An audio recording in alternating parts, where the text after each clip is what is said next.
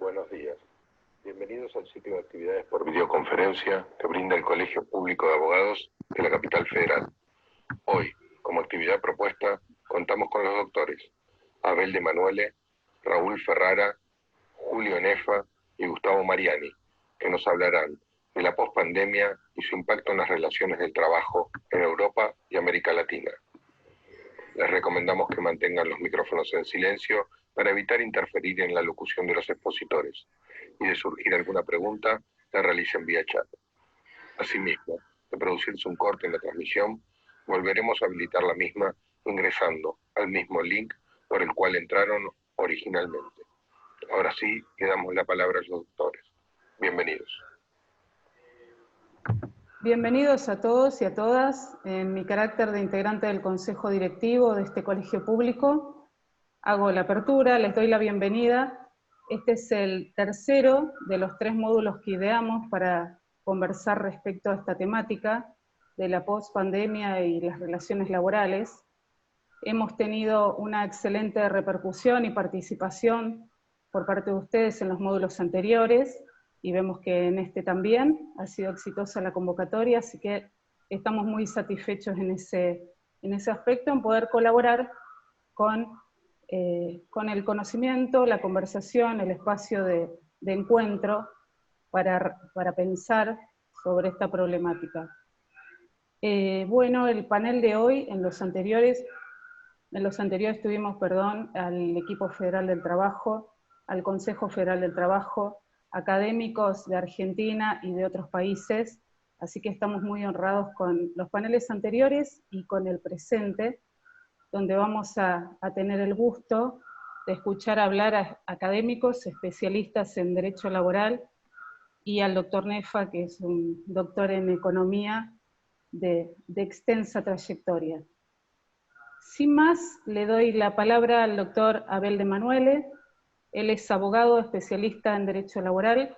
Actualmente se desempeña como jefe de gabinete del Ministerio de Transporte de la Nación. Es asesor sindical, docente de grado, titular del área de Derecho Social en universidades, docente de posgrado en varias universidades, invitado de la Universidad de la República del Uruguay, docente invitado en la Universidad Autónoma de Madrid, exfuncionario del Ministerio de Trabajo, asesor sindical, autor de varias obras. Tiene la palabra, doctor. Buenos días a todos y a todas. Muchísimas gracias con la posibilidad que nos brindan de participar en un evento y sobre todo con caracterizados disertantes, y muchos de ellos en el cual tengo una fluida relación.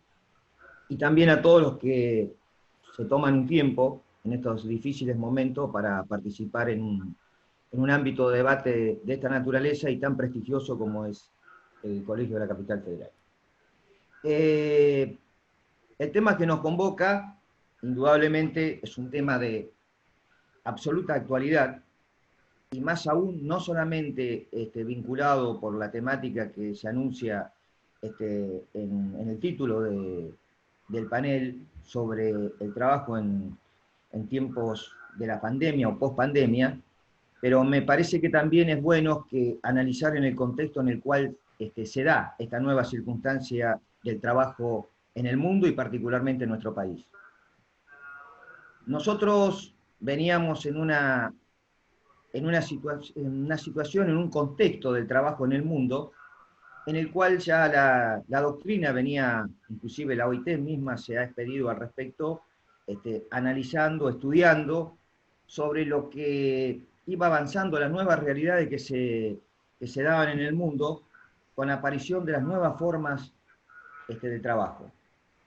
Es decir, estas nuevas formas de trabajo que con las diversas modalidades, el teletrabajo, el trabajo a través de plataforma, la robótica, y fue reemplazando paulatinamente al esquema tradicional en el cual muchos nos formamos, la mayoría nos formamos del trabajo, el trabajo históricamente relacionado a la fábrica, el modelo de producción fordista, es decir, un modo de producción que surgió, que se fue afianzando con el capitalismo en el siglo XX. Esa realidad nos puso a discutir en los últimos tiempos sobre esta nueva alternativa que se daba en el mundo. Esta nueva alternativa de trabajo, de forma de producción que empezaba a surgir en el mundo, no iba sola. Tenía que ver también con las realidades económicas, con las realidades de la concentración económica que se empezó a producir en el mundo.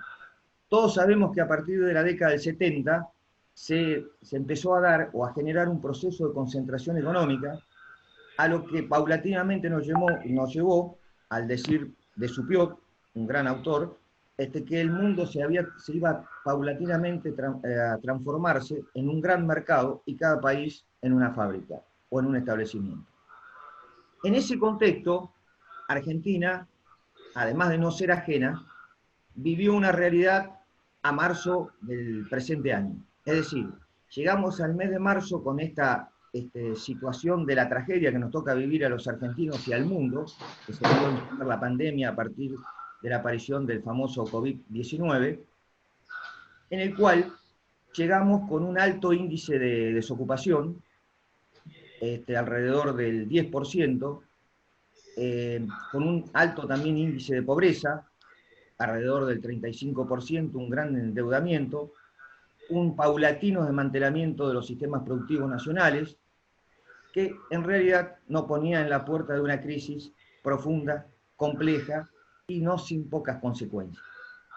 Entonces, analizar estas nuevas situaciones productivas del mundo había que hacerla, y en particular en Argentina, a la luz de esa situación económica, es decir, que no es lo mismo las consecuencias que producen las modificaciones tecnológicas, la reducción de personal, la necesidad de recalificar personal en un contexto de una sociedad medianamente desarrollada y sólida desde el punto económico a una sociedad en crisis.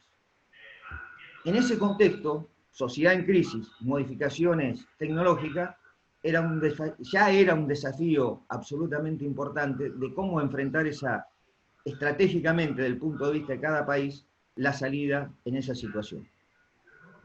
Y en este contexto nos llegó esta situación, nos llegó la pandemia. La pandemia, como toda situación excepcional, extraordinaria, que viene acompañada de una tragedia, ha modificado sustancialmente los hábitos de todos nosotros. Hoy estamos en una conferencia por este medio que hace 6 meses hubiese sido tal vez no el modo usual, si bien ya había algunas situaciones parecidas, pero no era una situación usual y la única que podemos utilizar hoy. Eso va a traer esos cambios de hábitos en todos nosotros, la necesidad que nos lleva al aislamiento social, la necesidad de evitar contactos, la falta de posibilidad de tener una vida más social, es decir, una serie de problemas en lo individual, en lo social y también, indudablemente, desde el punto de vista económico. La actividad económica seriamente amenazada en función de privilegiar un valor, el principal tal vez, que hemos elegido los argentinos, que es la salud, la vida misma de nosotros. Entonces acá se genera una contradicción que muchos la tenemos clara, otros tratan de llevar esa contradicción a otros planos, pero ya sabemos, y la experiencia nos ha indicado en los países que han privilegiado la parte económica sobre la salud de las personas, como les fue.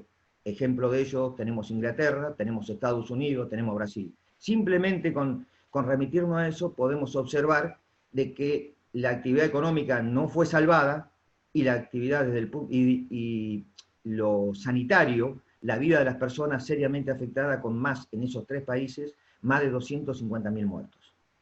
Entonces, yo creo que es una situación y son parámetros que no pueden obviarse a la hora de hacer un análisis serio, responsable, desde el punto de vista de la circunstancia que nos tocó atravesar. Decía que esa situación de excepcionalidad extraordinaria que nos trae la pandemia también obligó a los gobiernos, y en especial a nuestro gobierno, a adoptar lo que dan en llamar algunos autores el derecho de la necesidad.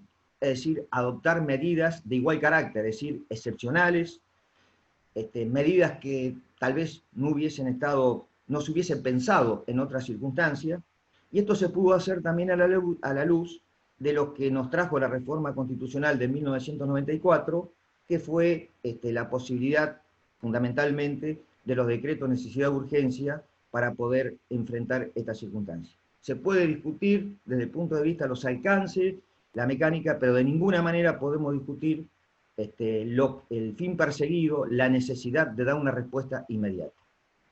Y en ese contexto se dieron respuestas inmediatas y que hacen a nuestra propia materia.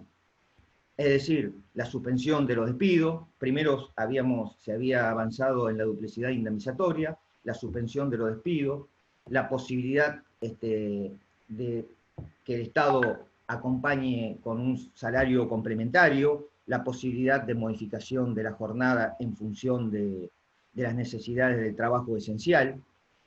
Una particularidad, la percepción de salario sin prestar servicio, desde el punto de vista de la imposibilidad de prestarlo por el trabajador a partir del aislamiento social preventivo y obligatorio.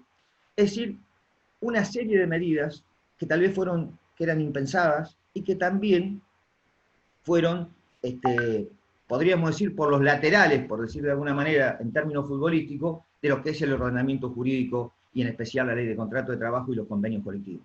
Todos debimos ayornarnos, adaptarnos y enfrentar las circunstancias tan extremas de distinta manera y de la forma que podíamos hacerlo y de la cual indudablemente todos vamos a tener costo. El costo va a ser absolutamente de los empresarios, de los trabajadores, de todos los individuos que han tenido que superar este difícil tránsito de la pandemia. Ahora bien, en ese contexto hay que analizar, decir, cuáles van a ser las consecuencias, que un poco es la finalidad que creo que han sido convocados tan distinguidos compañeros en el panel para desarrollar la temática de decir qué es lo que viene, cuál van a ser la situación futura de los mercados laborales y en especial en Argentina. Creo que todos coincidimos que hay nuevas formas, que algunas son utilizadas en la coyuntura, otras tal vez vienen para quedarse, que ya eran parte de nuestra sociedad, porque indudablemente algunas de las que vinieron para quedarse, de las que están en la coyuntura, perdón, tal vez van a ser por el lapso de tiempo que no sabemos cuánto va a durar, porque acá también tenemos otro problema, es decir, que no conocemos a ciencia cierta sobre la enfermedad, ni las consecuencias, ni temporalmente cuánto puede durar. Entonces, eso también nos pone en un contexto de duda, de incertidumbre, en cuanto a cómo enfrentamos el futuro.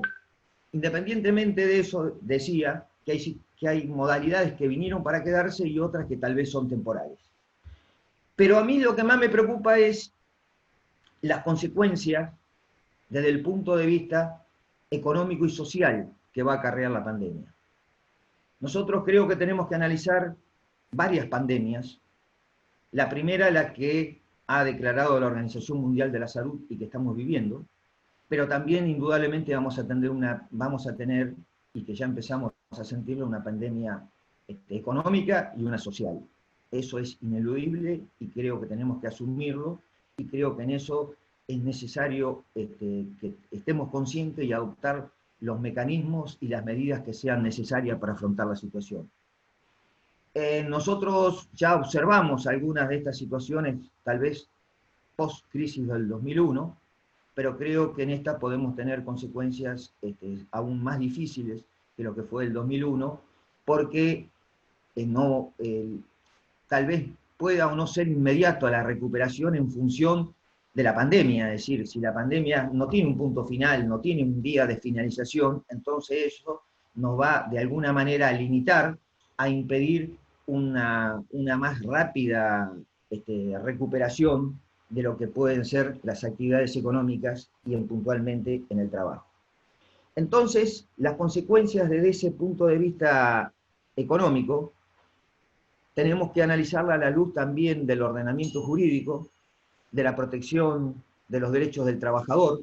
El derecho del trabajo nació para proteger al trabajador, nació para equiparar esa situación de desigualdad que se da en el contrato de trabajo, pero indudablemente también ahora vamos a necesitar, a la luz de esa fuente protectoria del derecho del trabajo, adaptarla a esta nueva realidad que nos indica la pandemia. Y ya empezó con situaciones que nunca pensamos, el 223 bis, la posibilidad de pago de salarios por cifras inferiores a las pactadas convencionalmente, la posibilidad de abonar el salario complementario en cuotas, es decir, situaciones absolutamente impensadas, indeseables, pero que están ocurriendo y que van a seguir ocurriendo lamentablemente en el futuro. Entonces, en esto creo que es una actitud de mucha responsabilidad, de mucha necesidad de maduración y también de política de Estado. Es decir, nadie gana sobre la base de la crítica y de la especulación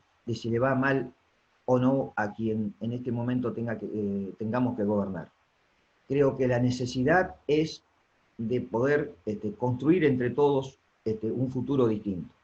Y en ese contexto, yo creo que vamos a tener situaciones como la doctrina europea hablaba, por ejemplo, de la parasubordinación, por ejemplo, y otras alternativas de flexiseguridad que se nos van a golpear nuestras puertas.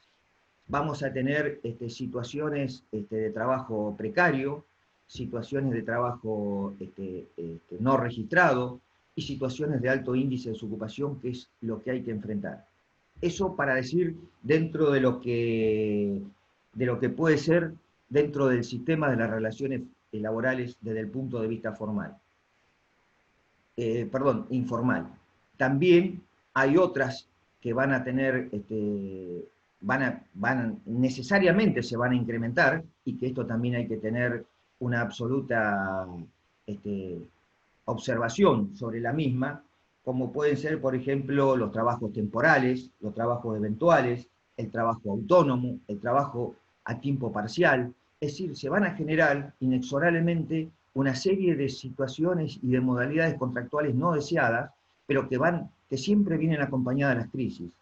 En este sentido, creo que lo bueno o la responsabilidad de nuestra parte es analizarla, más que analizarla, es ver cómo le damos un contexto de que no sean violatorias de las normas laborales y que tampoco sean la posibilidad de un mecanismo de utilización en desmedro de los propios derechos de las personas, de la dignidad de las personas y de la necesidad de tener un trabajo formal por parte de los trabajadores. Es cierto que otros mecanismos, que esto es lo que veníamos discutiendo, el trabajo a distancia, hoy es muy normal, o más que muy normal, es lo único mecanismo de las clases de actividad docente, por ejemplo, a distancia, el trabajo a través de las aplicaciones, la robótica, es decir, una serie de mecanismos que la tecnología venía implementando en los últimos, fundamentalmente, 10 años, y que va a ser un mecanismo de desarrollo y que va a estar presente aún más, porque de alguna forma fue un mecanismo muy activo durante la pandemia. Pero también yo pongo la observación en aquellos otros que son más difíciles y que también hacen a la necesidad de proteger el trabajo, de darle una cobertura y una protección que merecen las personas. En esto, la actitud del Estado, mal que le pese a los que han detestado por mucho tiempo a la presencia del Estado, es indispensable. Y se ha demostrado en el transcurso de la pandemia, el Estado presente, la ayuda del Estado, la posibilidad del salario complementario que abona el Estado, la reducción de las cargas patronales para beneficiar al empleador y de conservar de tal manera los puestos de trabajo, el amplio abanico, el IFE, por ejemplo, para aquellos que no están comprendidos dentro de la relación laboral, los préstamos bancarios a tasa cero, también subsidiados por el Estado, es decir, una gama de importantes medidas del Estado Nacional tendiente a paliar la crisis. Tal vez no sea suficiente, y en esto puede dar, seguramente va a dar fe mucho más que lo que puedo decir yo, Gustavo Mariani, que está en la primera trinchera de superar los problemas de naturaleza laboral que se presentan. Pero van a venir de la mano de esas situaciones de las dificultades económicas, las dificultades sociales, también la puja distributiva desde el punto de vista de lo económico, es decir, la necesidad muchas veces que tienen los trabajadores de actualizar los salarios, y acá vamos a encontrarnos también con la otra variable, es decir, desde el punto de vista de las posibilidades económicas de lo que quede de nuestra economía o cómo quede nuestra economía a dar respuesta. Es otra situación que va a ser muy difícil, pero que hay que mantener un equilibrio para poder lograr esa paz social, que si no va a ser muy difícil la recuperación política, económica, social de nuestro país después del contexto que nos deje la pandemia. Es importante, yo creo, en estas circunstancias, creo que por el tiempo más o menos, estoy ordenándome, creo que eran 20 o 25 minutos, no sé si, no quiero robarle el tiempo a los compañeros disertantes, pero en esto quiero decir un poco, en ese contexto de la crisis que nos conduce este problema de la economía y las cuestiones sociales, y que indudablemente llega al mundo de las relaciones de trabajo, al trabajo propiamente dicho, que tenemos por todos los medios el gran esfuerzo en la preservación del trabajo formal. Creo que este es un punto que no admite tregua, que no puede ser de ninguna manera negociable, porque ya lo decía Robert Castelli, decía que el trabajo formal es un basamento para la integración de la sociedad, en oposición a la precariedad que impide el acceso a las condiciones requeridas para tener un lugar digno en la sociedad y ser reconocido como un individuo con todos los derechos y todas las obligaciones. Creo que eso es el desafío que tenemos. Podemos discutir mucho del avance de la tecnología, podemos discutir mucho sobre la incidencia que va a tener en el mercado del futuro, pero tengamos presente que fundamentalmente para tener una sociedad estable y sobre todo desde el punto de vista social, preservemos los trabajos, las fuentes laborales y el trabajo formal. Creo que esa es la base fundamental de la nueva reconstrucción que tengamos que hacer. Y esto tiene que ir de la mano de una toma de conciencia de la sociedad, de todos, fundamentalmente de los quienes estamos involucrados en estos, los actores sociales, el mundo laboralista, los empleadores y los trabajadores a través de sus organizaciones sociales. Hoy estamos en este punto y creo que es un gran desafío que tenemos hacia el futuro. Bueno, esto es un poco, les agradezco mucho, solamente le pido disculpas porque tengo otra actividad de gobierno que realizar, y por eso, si no, los acompañaría con todo gusto. Muchas gracias, doctor. Ha sido un gusto. Continuamos con el doctor Gustavo Mariani, es abogado, especialista en Derecho Laboral, actualmente coordinador del Consejo Federal del Trabajo, es docente universitario, asesor sindical e institucional, asesor del Secretario de Trabajo de la Nación, asesor institucional de Intendencias. Tiene la palabra, doctor. Bueno, buen día a todas y todos. Bueno, como acaban de decir, estoy en funciones en este nuevo gobierno, con lo cual eso me posiciona en un lugar, no me gusta hablar desde donde no estoy. Claramente soy un funcionario político de este gobierno y hablo desde no desde el ministerio, pero sí desde mi perspectiva ideológica, como un militante político, como un abogado de la matrícula, no como un académico ni como un estudioso de ningún tema en particular. Quiero dejar eso a salvo porque mis opiniones son absolutamente personales y son las de quizá muchos de los que estamos acá compartiendo y escuchando, que trabajamos de la abogacía durante toda nuestra vida. Yo de hecho lo sigo haciendo, mi estudio sigue sigue abierto y hoy me toca, como me ha tocado en otras circunstancias, acompañar o un marco ideológico.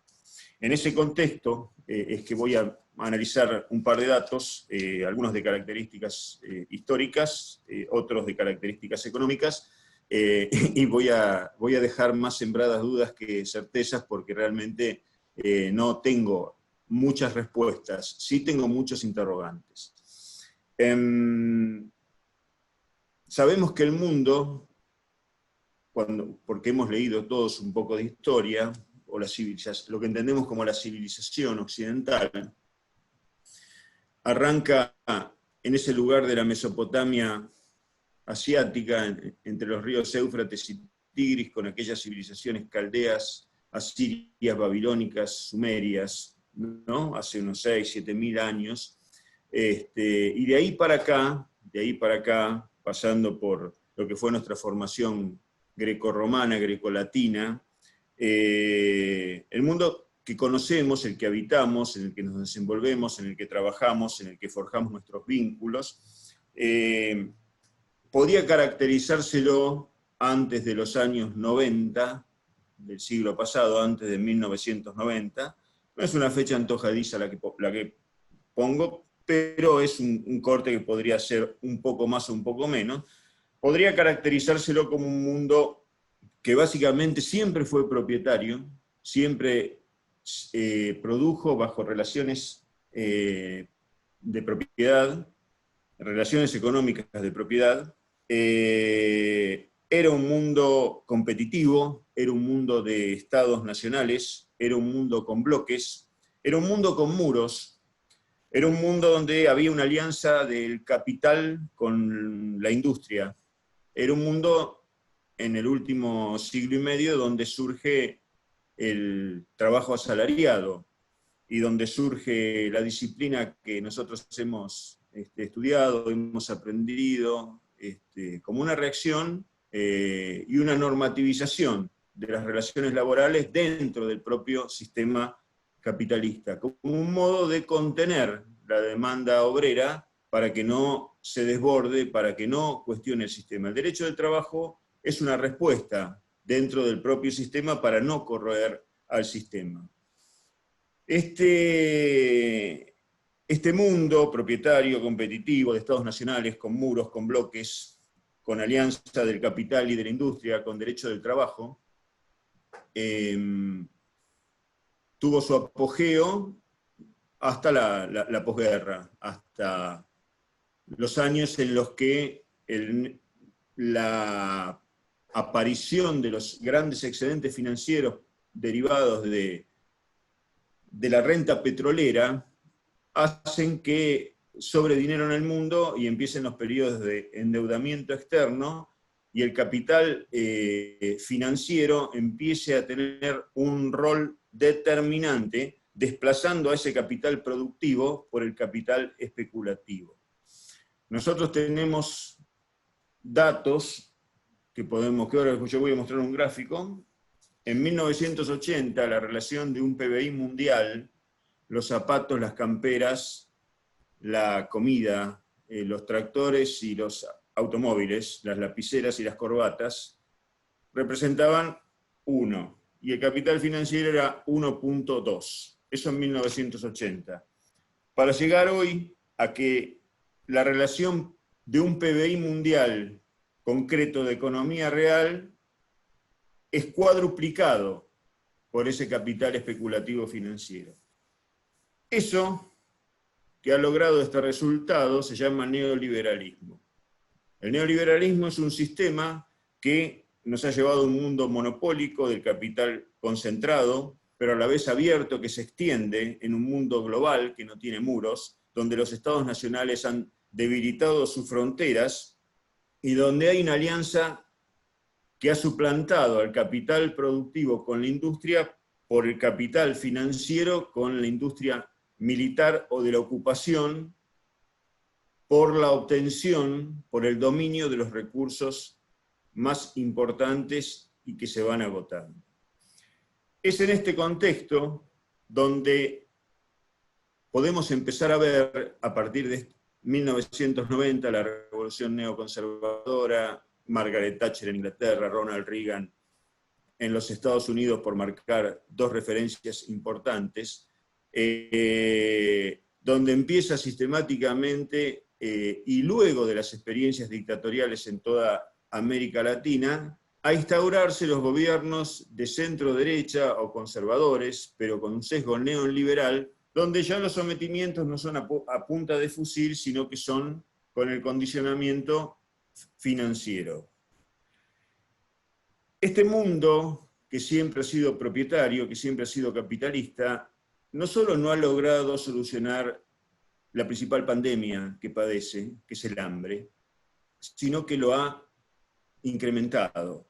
Hoy en el mundo tenemos un 10% de personas que viven con $1.90 diario, es decir, tenemos 730, el mundo tiene 7.340 millones de habitantes, donde tenemos 734 millones de habitantes que viven en condiciones de extrema pobreza y más de 2.000 millones que viven en condiciones de inseguridad alimentaria.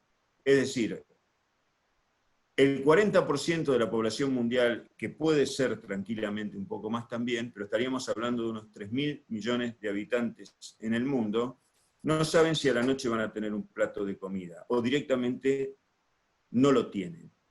Y cuando hace 5 años atrás, 48 personas físicas eran dueñas o tenían un capital equivalente al capital equivalente de 3.800 millones de personas restantes que habitan el mundo. Entonces, este es un mundo no solo de pobreza, es un mundo de una profunda desigualdad. Y es un mundo de una profunda desigualdad que no solo atraviesa a las sociedades hacia su interior, sino que divide el mundo en regiones o zonas, o en el clásico aquel norte-sur, ¿no? Que Benedetti en su poesía y Serrat con su música nos habían hecho conocer a través de aquella canción que El Sur también existe, ¿no?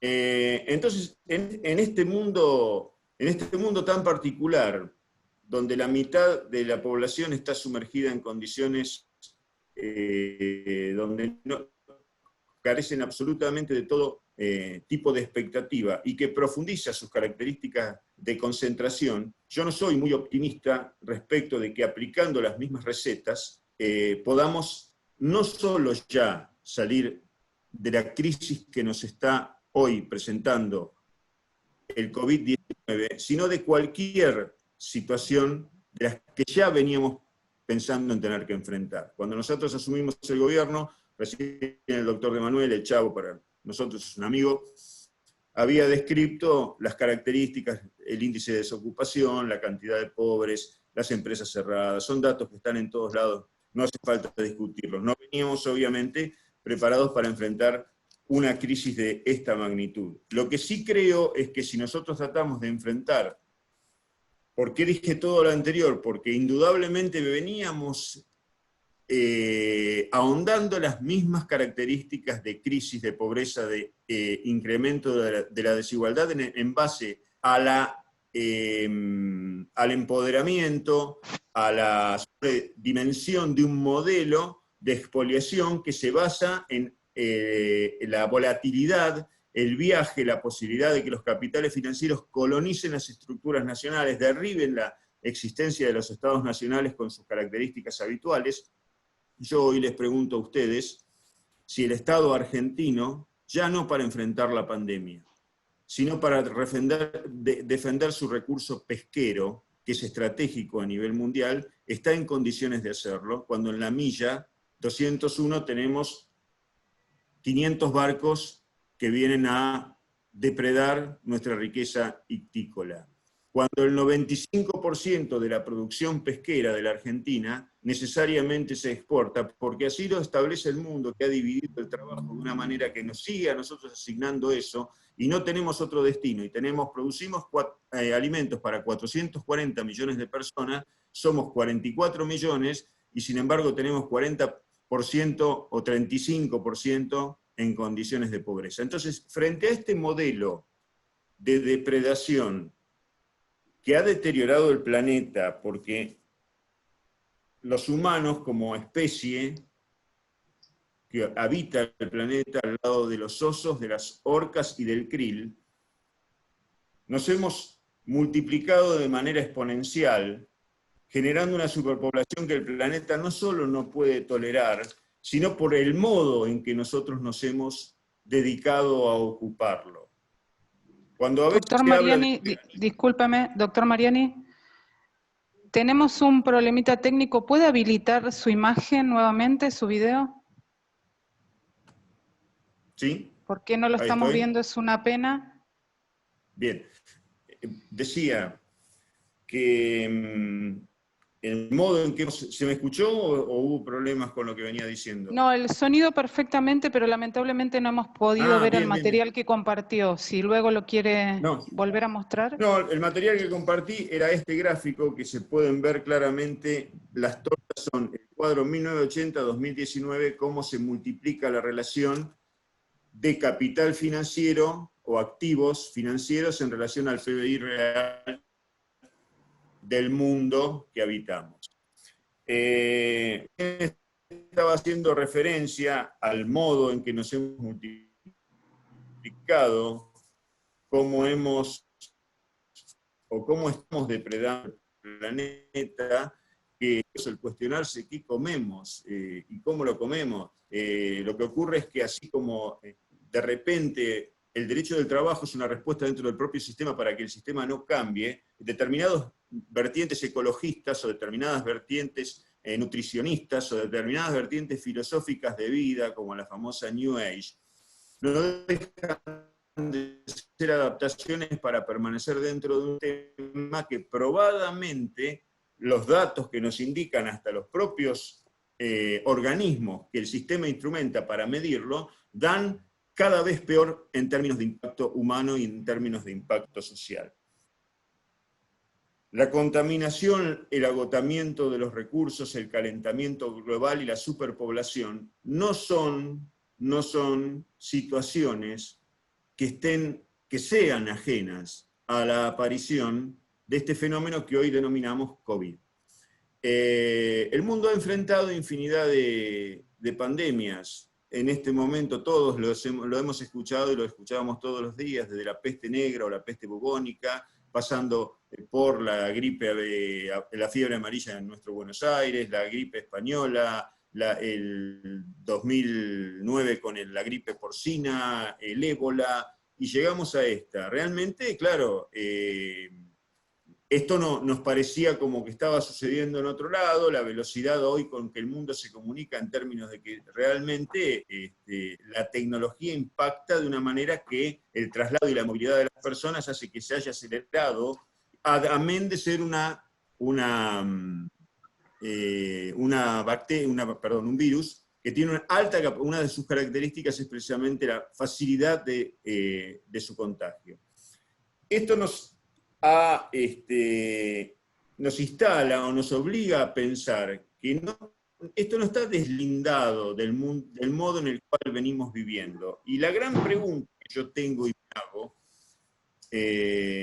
y con esto no estoy pronosticando ni avecinando una crisis sanitaria, pero digo, ¿cuántos más COVID vamos a enfrentar? ¿O pensamos acaso que acabado esto vamos a volver a vivir la dicha y tardarán otros 10 años? Yo lo que vengo viendo es que los brotes de virus, por solo mencionar lo sanitario, no quiero ni avanzar en las consecuencias de lo que significa la falta de cloacas, la falta de agua, la apropiación de esos recursos por parte de determinados sectores para quitárselos a otros, cómo alteran la biología humana, y por no pensar en todo lo que tiene que ver con lo que es la agricultura intensiva, el uso de los agroquímicos, los agrotóxicos, cómo están impactando en nuestra población ya de por sí supernumeraria. Entonces, en este escenario, que no se lea como apocalíptico, pero sí como serio, como preocupante, no le podemos pedir solución a quienes solo nos han traído agudización de los problemas. Creo que como sí algo que puedo sostener, y como ya lo dijo recién el doctor de Manuel, hay un Estado activo. Bueno, yo no lo voy a decir en términos a lo mejor tan políticos, porque alguno quizá lo interpreta que Estado activo es una propaganda del gobierno de Alberto. No, yo creo que esto ha puesto a nivel mundial.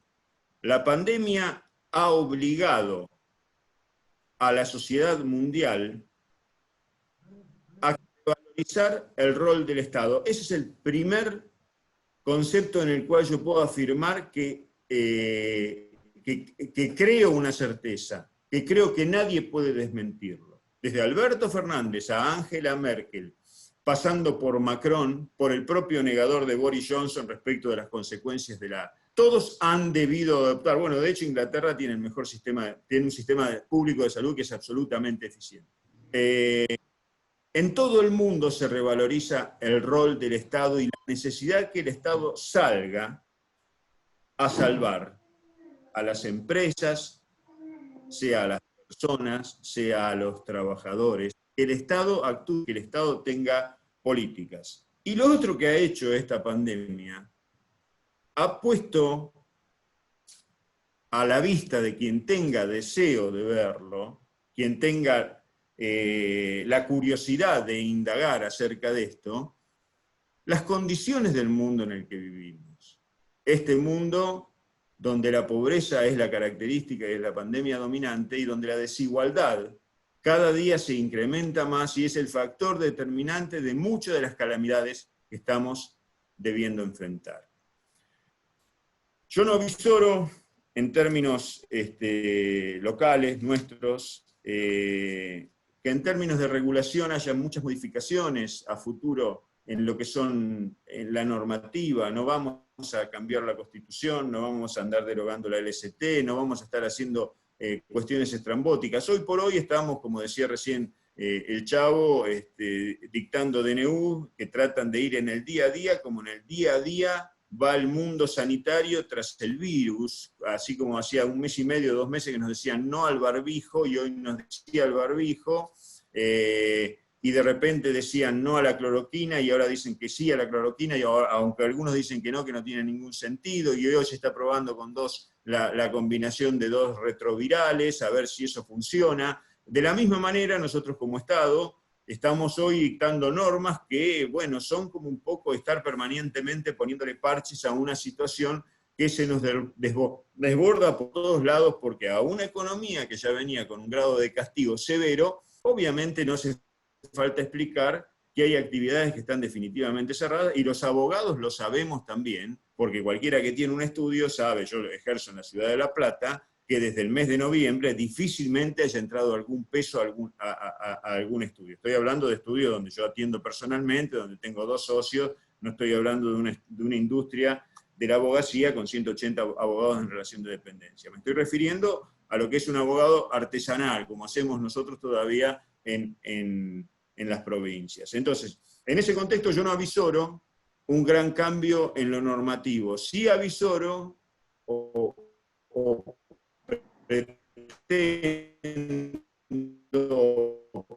propongo, y esto es mi misión hoy en este día acá, llenándolo de lo mejor, ideas que ustedes no comparten o que no tenían.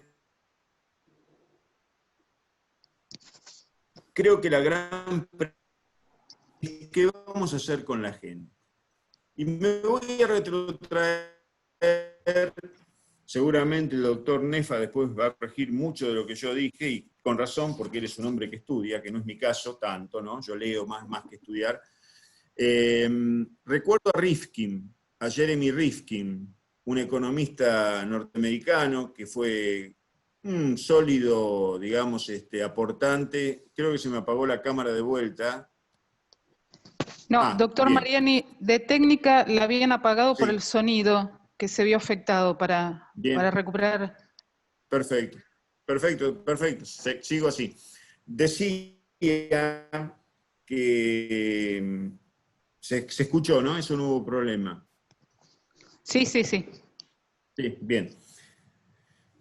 Esto me llevaba a Rifkin, a este autor norteamericano, un gran sostén ideológico y político del gobierno de Bill Clinton, que escribió un libro en el año 94 que se llamaba El fin del trabajo. Es decir, en plena revolución de los ordenadores, de la informática, ya empezaba a sostener lo que hoy estamos viendo. No hay con qué darle, pero la automatización desplaza trabajadores, desplaza personas, o sea, elimina trabajo. Contra lo que se pensaba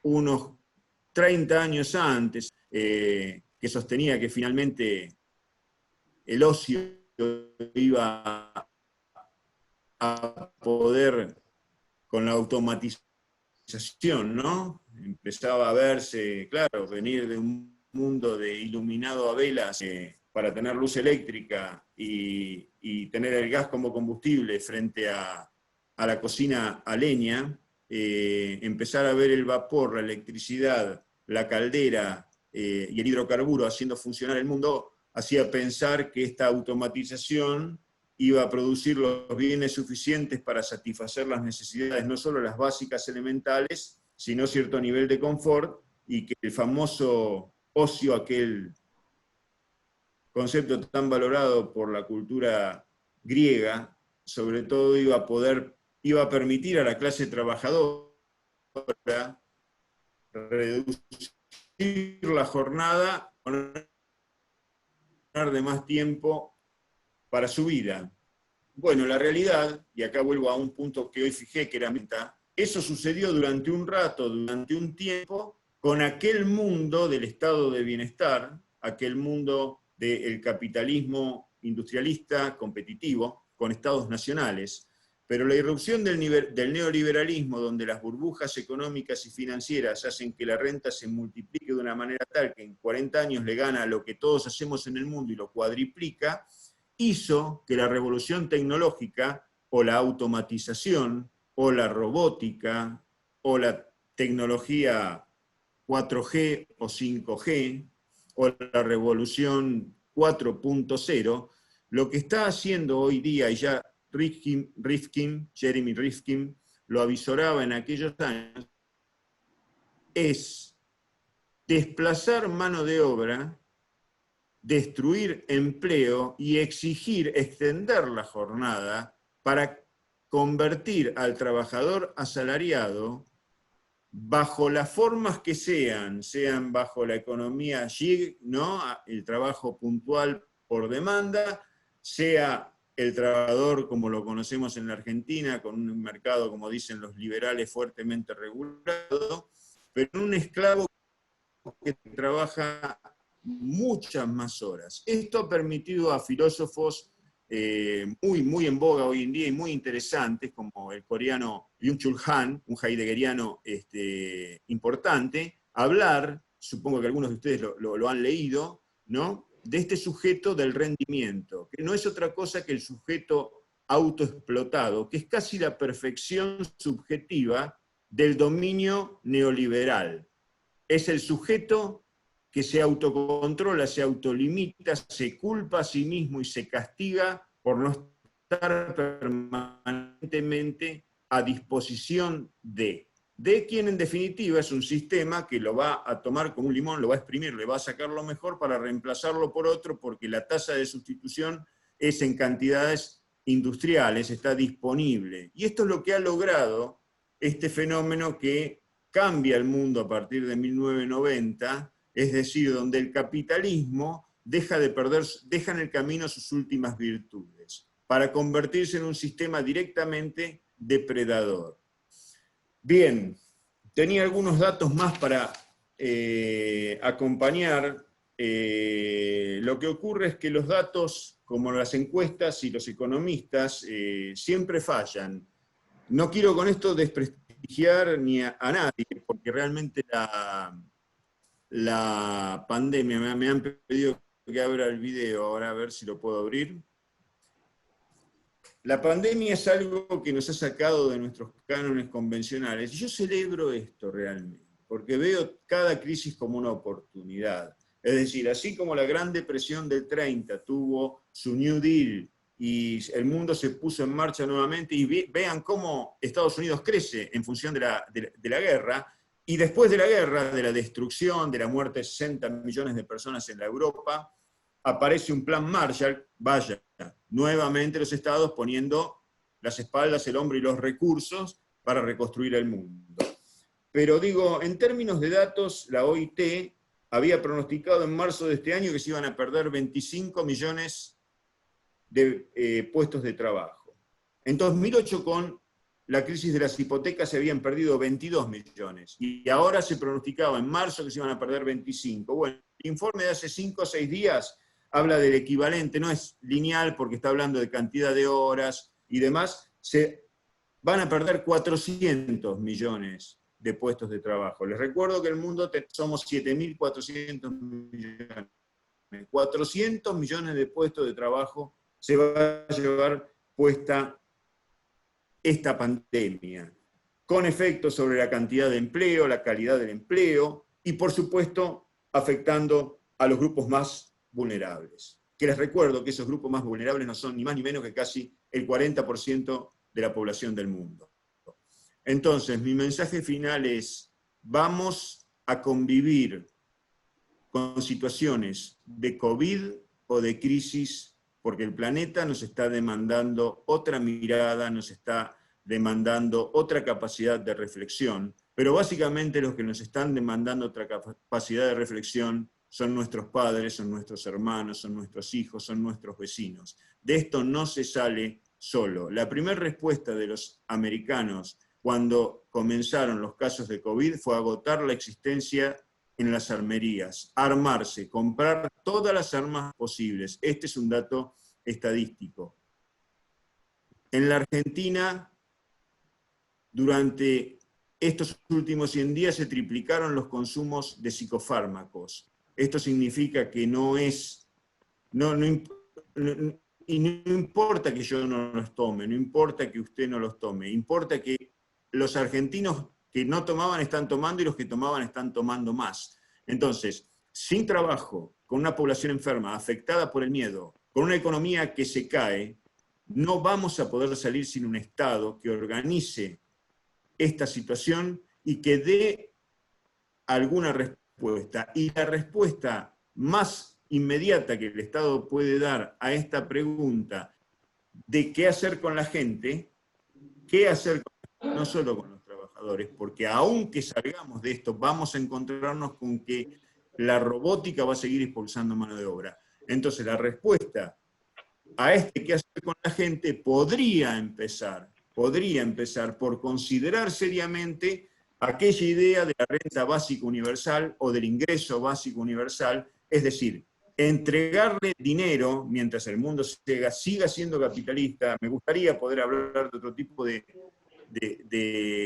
cuestiones tan solo para incitar al pensamiento, ¿no? Pero ¿qué sería de todos nosotros si en vez de haber vivido 7.000 años bajo un sistema propietario, hubiéramos vivido bajo algún otro tipo de sistema? Quizá los valores y nuestras preocupaciones serían...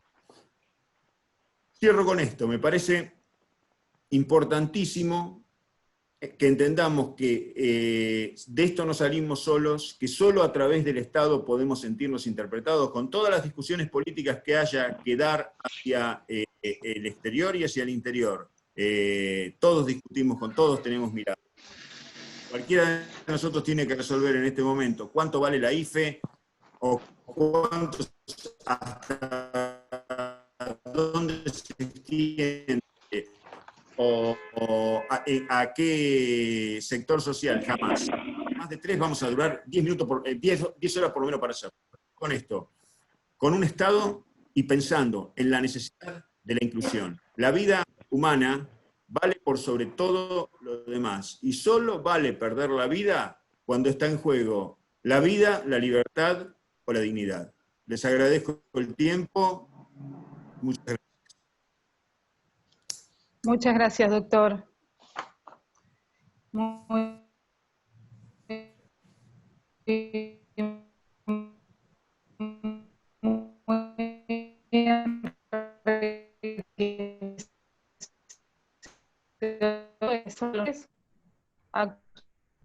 trabajo Doctora Giaconis, se entrecorta mucho tu audio. Ya me muevo. Esperen, que en casa todos están usando. ¿Ahora? Perfecto. Bien, actualmente asesor en el Ministerio de Transporte de la Nación y organizaciones sindicales, además de consultor senior de Funditra.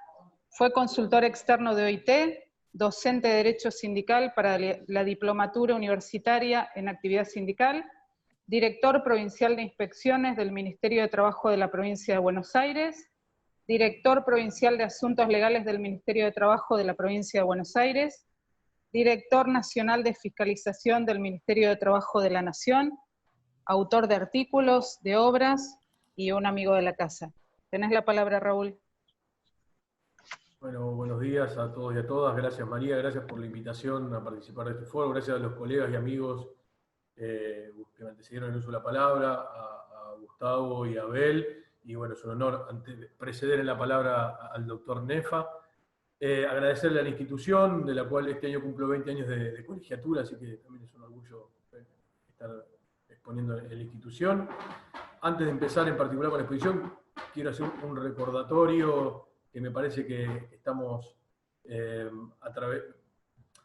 conmemorando en el día de ayer, el Día del Abogado Laboralista. Me parece que corresponde que hoy recordemos esta fecha, que por los hechos que sucedieron entre el 6 y el 8 de julio en la ciudad de Mar del Plata y que le costaron la vida a 11 compañeros y compañeras, y en particular en el nombre de Norberto Centeno, autor del proyecto de ley que luego se convirtió en la Ley de Contrato de Trabajo, así que me parece oportuno, antes de arrancar la exposición, hacer este homenaje al recordarse en estos días la noche de las corbatas, que le costó la vida, como decía, a 11 compañeros y compañeras y 6 colegas abogados laboralistas. Así que, bueno, para empezar voy a compartir pantalla, a ver si podemos, si me lo permite la tecnología, con la cual nos estamos empezando a familiarizar. ¿Se ve?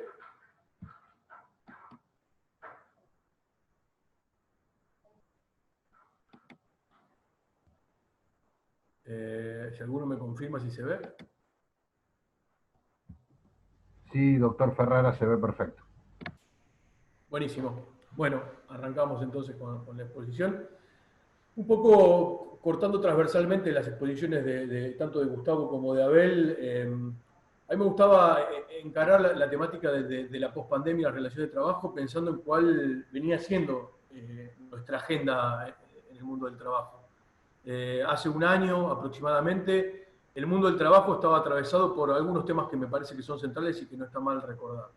Y que hoy, en el medio de la coyuntura de la pandemia, parecería que hemos postergado estas discusiones. Después vamos a ver más adelante qué es lo que pienso yo al respecto. Pero hablábamos de una reforma laboral, era un tema que se había instalado en la sociedad, propiciada desde algunos sectores, con alguna mirada en particular, vinculada a algunas recetas que ya había transitado el mundo allá por los años 90. El otro gran debate, que había sido objeto de un debate global, vinculado al tema del futuro del trabajo. Habló Gustavo y habló Abel sobre el tema de cómo robótica, inteligencia artificial y, en definitiva, la incorporación de las nuevas tecnologías en el mundo del trabajo venía poniendo en crisis el modelo tradicional de trabajo, y esto aparentemente en perjuicio de los trabajadores y trabajadoras, y por eso parecía que esa era una discusión que estaba ocupando la agenda central del mundo. Parecía no, lo estaba ocupando. Otra de las temáticas que también particularmente nos ocupaba era la situación del empleo joven, ¿no? Los últimos números del año pasado daban cuenta de que 1 de cada 4 jóvenes se encontraban desocupados y que las dificultades de inserción laboral en ese segmento de la sociedad eran cada vez más graves, y esto es producto también de la incidencia que venía teniendo esta mirada del futuro del trabajo y cómo los sistemas laborales del mundo acompañaban esta situación de la salida del mercado de trabajo a partir de las edades jubilatorias y el ingreso de nuevos actores en el mundo del trabajo. Esto también atravesado también por una discusión vinculada a los sistemas de la seguridad social. La perspectiva de género, tema que se incorporó en la última década muy fuertemente, por suerte, vinculada a la equiparación de las desigualdades entre hombres y mujeres, y el diálogo social como un factor que atravesaba todas estas temáticas, ¿no? Como que todos coincidíamos y estaba instalado como agenda que el diálogo social era un elemento determinante para poder empezar a transitar caminos de salida de estas problemáticas que hoy a lo mejor nos parecen viejas, pero que como ya veremos creo que no lo son. En el medio de este contexto ya Abel habló de los números que arrojaban las estadísticas de empleo de la Argentina, 2 dígitos de desempleo, índices de pobreza superiores al 35%, y en el caso de los menores, de los niños, niñas y adolescentes, llegaba a la mitad de ese segmento de la sociedad. Bueno, nos atraviesa el fenómeno de la pandemia, fenómeno que irrumpió en la sociedad de una forma imprevista y que obviamente no nos permitió, en un primer término, anticiparlo. Algunos números de qué implicó la pandemia y cuáles fueron las previsiones que de los organismos internacionales. Alguna hizo referencia Gustavo recién. Las primeras estimaciones que ya fueron corregidas, como bien decía Gustavo hace menos de una semana, si comparábamos el cuarto trimestre del 2019, que fue el último trimestre en el cual el mundo trabajó con normalidad, con el segundo trimestre del 2020, que fue el que finalizó la semana pasada, hablamos de una caída del 14% de las horas de trabajo a nivel mundial, pero con particular incidencia en América, que rondó finalmente el 18,3% de las horas de trabajo, en función del último ajuste, porque la previsión original, como bien había dicho Gustavo, era del 14%. Sin embargo, esto no resuelve, esto es un dato de la realidad hoy, esto no resuelve cuáles son los escenarios futuros para el segundo semestre del 2020, y la verdad que hoy por hoy se están analizando 3 escenarios, desde uno mucho más positivo hasta uno realmente casi catastrófico, porque la pandemia no está superada, obviamente no sabemos cuándo va a finalizar, pero el escenario en lo inminente también nos marca esta situación. Ahí, como bien decía Gustavo, las estimaciones, cuando se toman la cantidad de empleos que se van a perder, es un cálculo que se hace sobre las horas de trabajo, pero vemos que el escenario más positivo a nivel global habla de una pérdida de casi 34 millones de empleos, y el más catastrófico de 350. Estos son caídas de entre el 1,2 y el 11,9, casi el 12%, y un escenario de referencia del 5% de reducción de las horas de trabajo y, por lo tanto, de tiempos de empleos de tiempo completo. Esta es una previsión reciente de la Organización Internacional del Trabajo que nos marca cuál es la mirada que se tiene sobre este impacto en lo inmediato. Me parece importante traer a colación cuáles fueron las respuestas de los gobiernos y cuál es la mirada que ha tenido el mundo del trabajo frente a esta enorme crisis internacional desatada por la pandemia.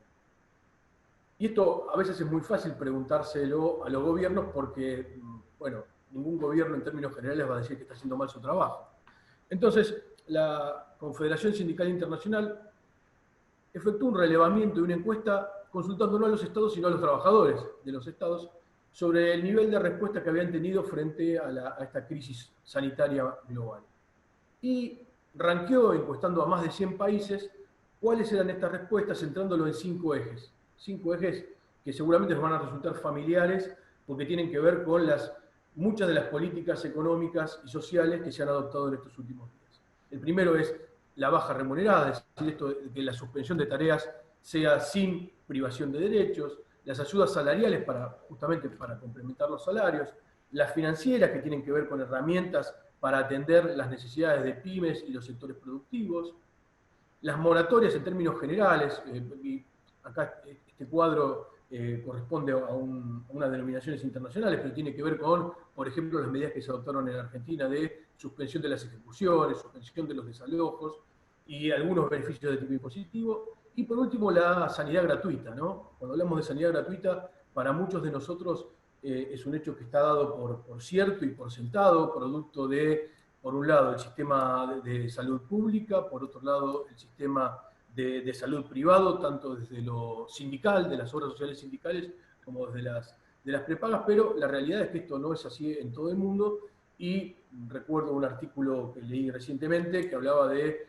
una factura de honorarios médicos que había recibido una trabajadora del estado de Nueva York por casi $400.000 ella había sido víctima del COVID y había permanecido internada. Con lo cual, cosas que nosotros damos por sentadas no son así en el mundo, y en este ranking efectuado por la Confederación Sindical Internacional sobre más de 100 países, Argentina integraba el pelotón superior de los 12 mejores países, y en particular dentro de los 6, sobre este análisis que se hizo de esos 5 pilares de la protección que brindaron los estados frente a esta pandemia de COVID-19.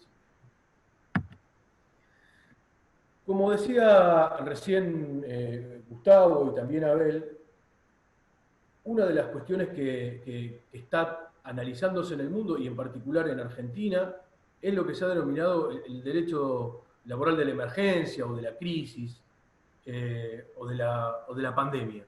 En definitiva, esto consistió en, acompañando esas medidas sociales a las cuales ya hice referencia, y a las cuales ya hizo referencia tanto Gustavo como Abel, acá hice una enunciación bastante sintética, breve, no es exhaustiva, ni mucho menos, presente enunciar cuáles son las medidas que yo creo que son tal vez las más importantes que se adoptaron en materia de este derecho laboral de la emergencia y que vinieron a dar una respuesta, en algunos casos con figuras novedosas, ¿no? Y en otras repitiendo algunas otras que ya se habían aplicado.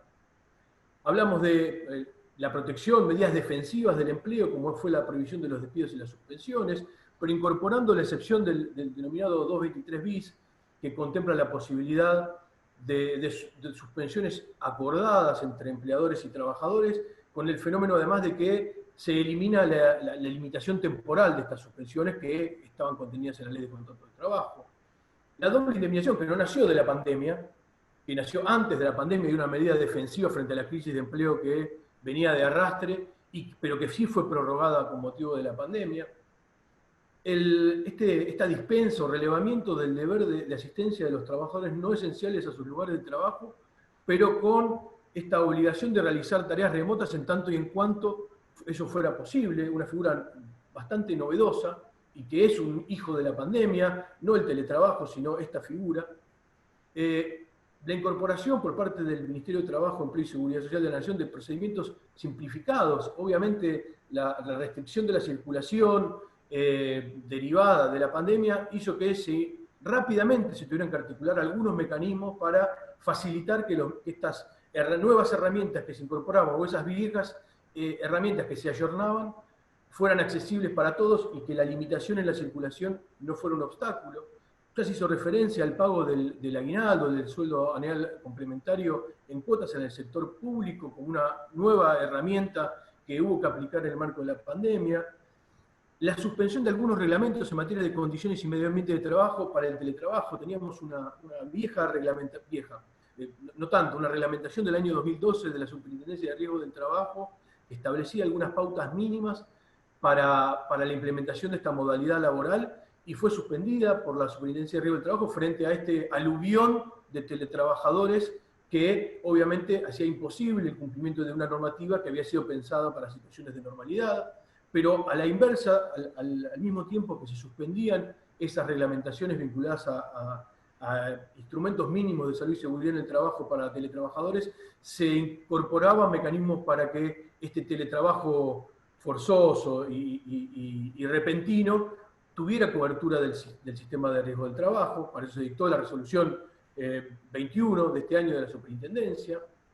A su vez se incorporó al COVID como una enfermedad profesional no listada, con un sistema de presunciones, sobre todo para los trabajadores del sector de la salud. Y además, en materia de derechos colectivos, se incorporaron otras herramientas que eran novedosas en materia de atención de circunstancias particulares, individuales. Se prorrogaron, por ejemplo, todos los mandatos sindicales hasta el mes de marzo del año 2021 y se suspendieron procesos electorales sindicales, asambleas, congresos y todo aquello que implicara movilizaciones de trabajadores o trabajadoras. Esta breve descripción de este derecho laboral de emergencia, seguramente hay algunas que han quedado afuera, pero que quería destacar estos, para muchos, en términos de normalidad, serían cuestionados inclusive. para algunos sería preocupante que, por ejemplo, se prorrogaran mandatos sindicales en exceso de los mandatos legales. Podría decirse en algún aspecto que hasta serían violatorios de la libertad sindical. Lo mismo la suspensión de derechos como los actos internos de las organizaciones sindicales o de las movilizaciones. O hablar, por ejemplo, del pago del salario en cuotas parecería, si lo vemos bajo el prisma de la situación de normalidad, parecería una situación irracional y seguramente todos los que estamos vinculados al mundo del trabajo lo cuestionaríamos. Sin embargo, lo hemos internalizado y más allá de algún cuestionamiento que ha habido individual, todos hemos aceptado que en esta situación de crisis este derecho laboral de emergencia es el adecuado para enfrentar esta situación. Tal vez el mayor problema que se nos presenta frente a este derecho laboral de emergencia es que querramos normalizarlo, que algunos sectores quieran normalizar y naturalizar esto en la pospandemia, y ese me parece que es uno de los grandes desafíos que tenemos por delante en el mundo del trabajo, que es que estos instrumentos extraordinarios que solo se explican en la emergencia sean naturalizados en el futuro o que alguno de estos se pretenda extender en el tiempo más allá de lo estrictamente necesario.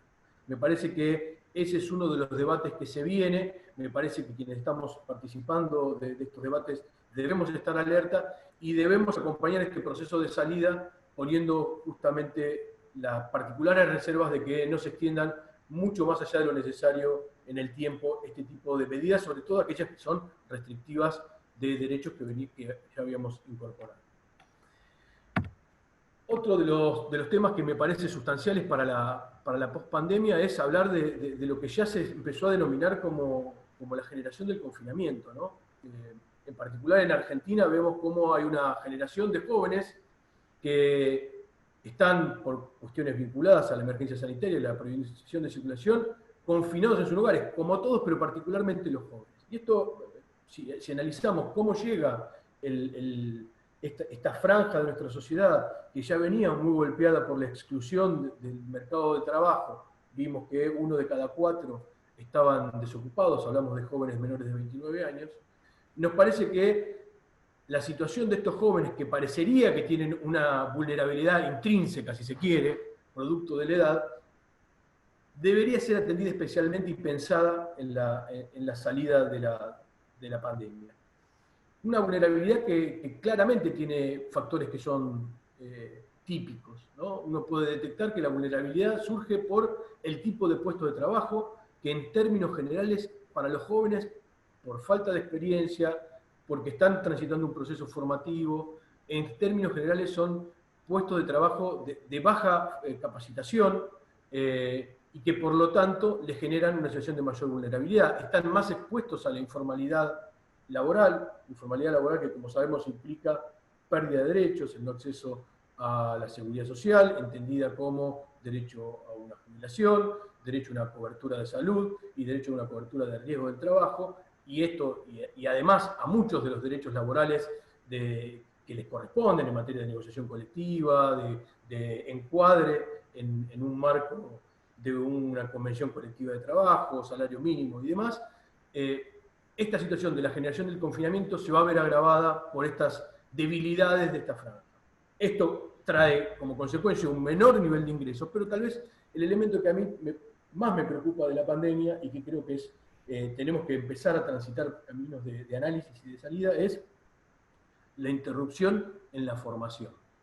El único elemento nivelador de estas vulnerabilidades propias de los jóvenes es la formación profesional, la formación académica, son las que permiten que este segmento de la sociedad se inserte en mejores condiciones en el mercado de trabajo. Y sin embargo, el confinamiento trajo aparejadas interrupciones algunas propias de esta situación de confinamiento y otras propias de las desigualdades y de las brechas existentes.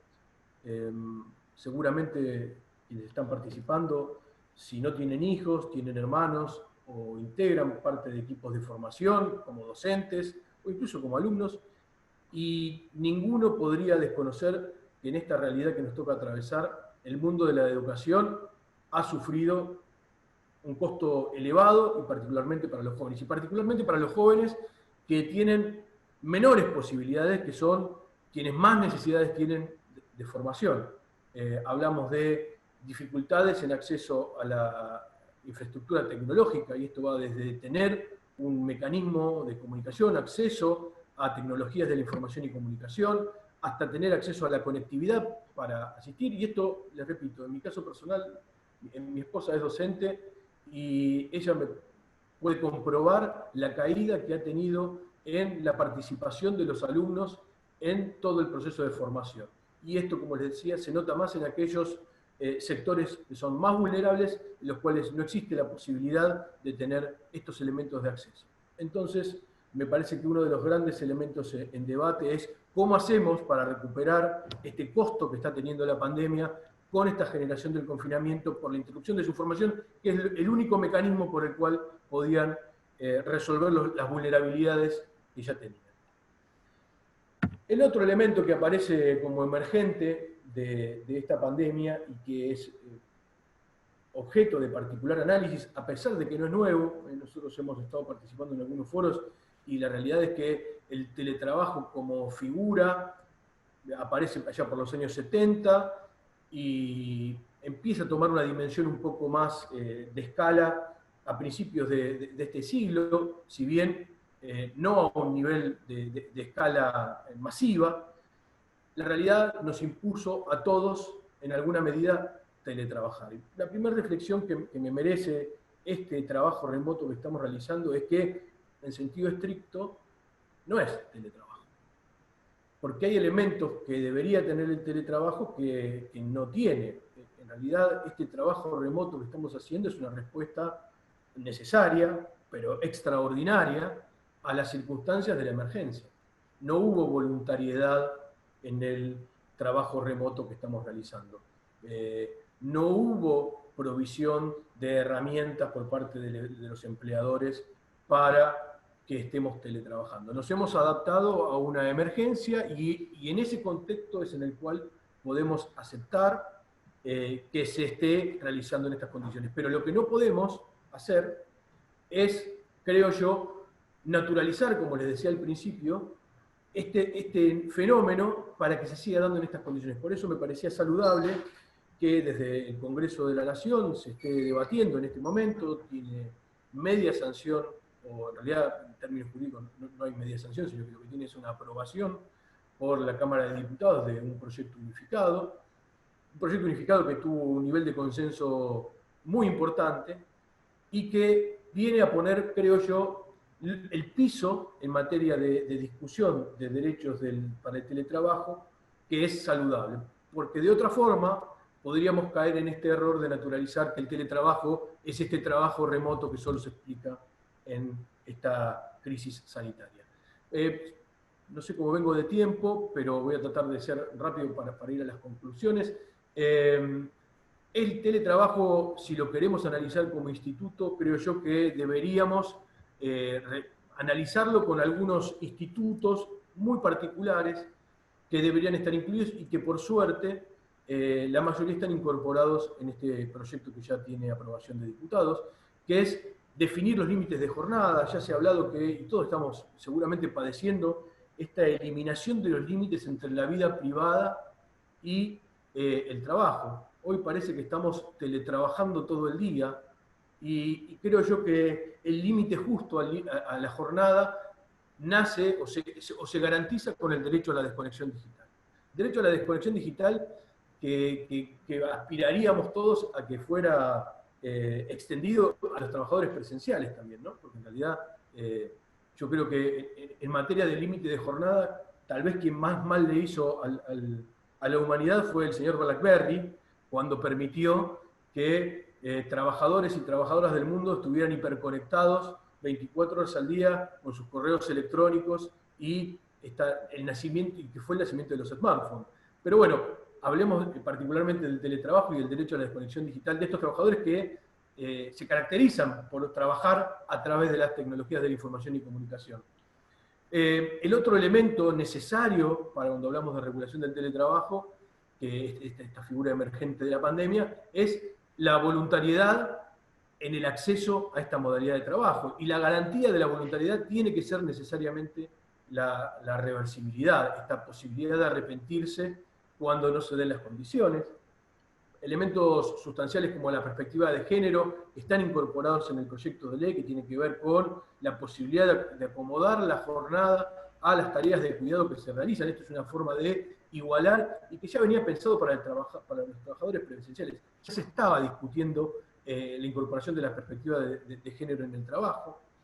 Claramente tenemos que hablar de teletrabajo como una modalidad de empleo dependiente, si no vamos a caer en algo que ya decía Gustavo recién, que es en mecanismos por los cuales la tecnología lo que hace es convertirnos a los trabajadores en jornaleros digitales, ¿no? Si salimos del empleo dependiente vamos a terminar en esa realidad. Hablamos también de, bueno, las condiciones y medio ambiente de trabajo. Cuando hablamos de salud y seguridad en el teletrabajo, no puede faltar una regulación en la materia. Hablamos de las herramientas y costos entendidas como quién se hace cargo de los costos que implica teletrabajar. Esta situación en el proyecto de ley está contemplada mediante mecanismos o de compensaciones o de pago directo por parte del empleador de las herramientas y los costos de energía eléctrica, conectividad e insumos necesarios para teletrabajar. La particular preocupación que nos genera la situación de la inspección del trabajo, quienes hemos tenido alguna responsabilidad en el área, sabemos que de por sí la inspección de cualquier condición de trabajo tiene sus propias dificultades. Ahora, imaginemos cuál es la dificultad de que el Estado llegue a verificar condiciones de trabajo cuando se trata de trabajadores que están trabajando en su domicilio.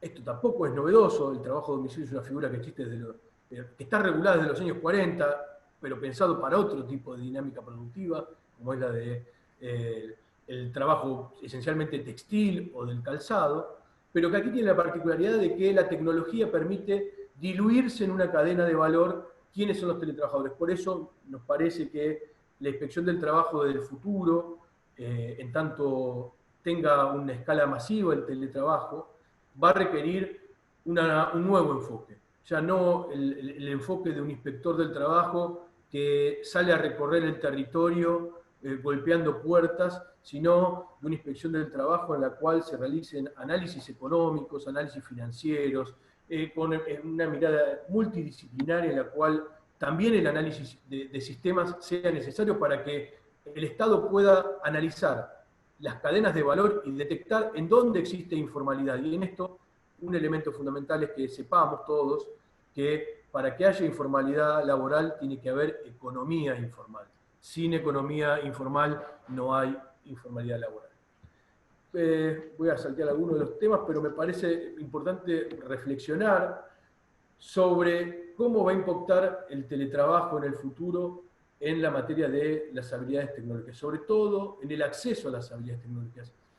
Parecería que en muchos aspectos el teletrabajo, desde una mirada de algunos optimistas, es una forma de que personas que en otras condiciones tendrían dificultades de trabajar por circunstancias personales, puedan acceder a una forma de empleo. Sin embargo, debemos preocuparnos por permitir que el teletrabajo no imponga un límite al acceso a las habilidades tecnológicas. Puede ser una gran herramienta de inclusión, pero también puede ser una gran herramienta de exclusión si no tenemos en cuenta un concepto que es el de las tecnologías convenientes. Tecnologías convenientes es, no toda la tecnología es conveniente para un determinado país en un determinado momento. Muchos países no requieren tecnología de punta, porque en definitiva, si la tecnología de punta implica el no acceso a que trabajadores y trabajadoras tengan los conocimientos para aplicar en el proceso productivo, lo que vamos a estar haciendo es generando mayor exclusión social.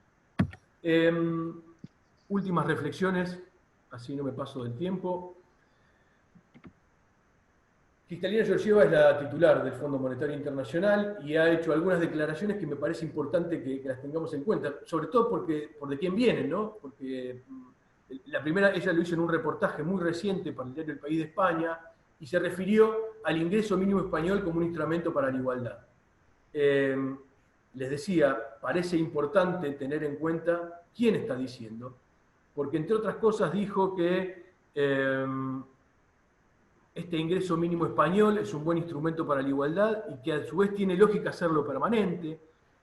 dijo también que el Fondo Monetario hoy por hoy está diciendo a los países que gasten para enfrentar a la pandemia. Esto no es otra cosa que políticas contracíclicas, ¿no? Que son algunos discursos que ya hemos escuchado en otros tiempos. Pero lo curioso es que en este momento lo está diciendo el Fondo Monetario Internacional. Y una cosa que me pareció significativa es, por un lado, que estos nuevos apoyos que están dando los estados no se retiren demasiado rápido. Esto tiene que ver con que los estados tienen que asumir una lógica de acompañamiento en la pospandemia. No podemos contemplar o alentar a que los estados dejen los programas que se han venido implementando en forma abrupta, porque la salida de la pandemia no va a ser inmediata, no es un botón de on-off que va a permitir que resuelta la crisis sanitaria, se recupere la economía. Y también un fenómeno que a mí me pareció, una declaración que me pareció fenomenal, que es justo que los ganadores de esta crisis contribuyan al resto de la sociedad. Me parece que es una mirada bastante particular, viniendo de quien viene, no es un gobierno socialista español, no es un país nórdico, sino que es la titular del Fondo Monetario la que dijo estas cosas. Cerrando, dos cosas. Uno, reitero que la agenda del 2020 y creo que la agenda del 2021 sigue siendo la misma a pesar de la pandemia, porque los problemas siguen siendo lo mismo. Lo único que hizo la pandemia es agravarlo, con lo cual vamos a seguir discutiendo, una vez que pase esta situación que tiene abrumados a todos, las mismas problemáticas agravadas por la crisis económica y social que trae la pandemia, y me parece que la conclusión que nos merece es que el costo de salida de la pandemia no puede ser el sacrificio de la justicia social, y bajo ese parámetro es bajo el cual tenemos que analizar las políticas públicas de cara al futuro. Así que bueno, les agradezco mucho y espero haber respetado los tiempos, quedo a disposición. Muchas gracias, Raúl. Continuamos con la palabra del doctor Julio Nefa. ¿Está, doctor? Sí, aquí estoy. Sí. Ahí tiene el video apagado, la cámara. Ay, perfecto.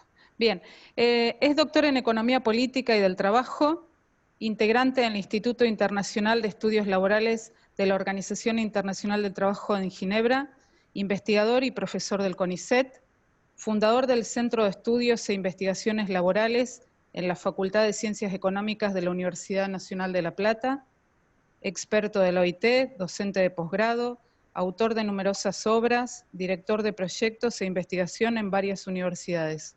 Tiene la palabra, doctor. Bueno, muchísimas gracias. En primer lugar, también me uno a lo que había dicho el doctor Ferrara con respecto a la memoria de los abogados laboralistas, digamos, que coordinaba el doctor Centeno y que fueron asesinados durante la dictadura militar. Y quiero, bueno, agradecer obviamente al colegio y a los demás panelistas por esta oportunidad.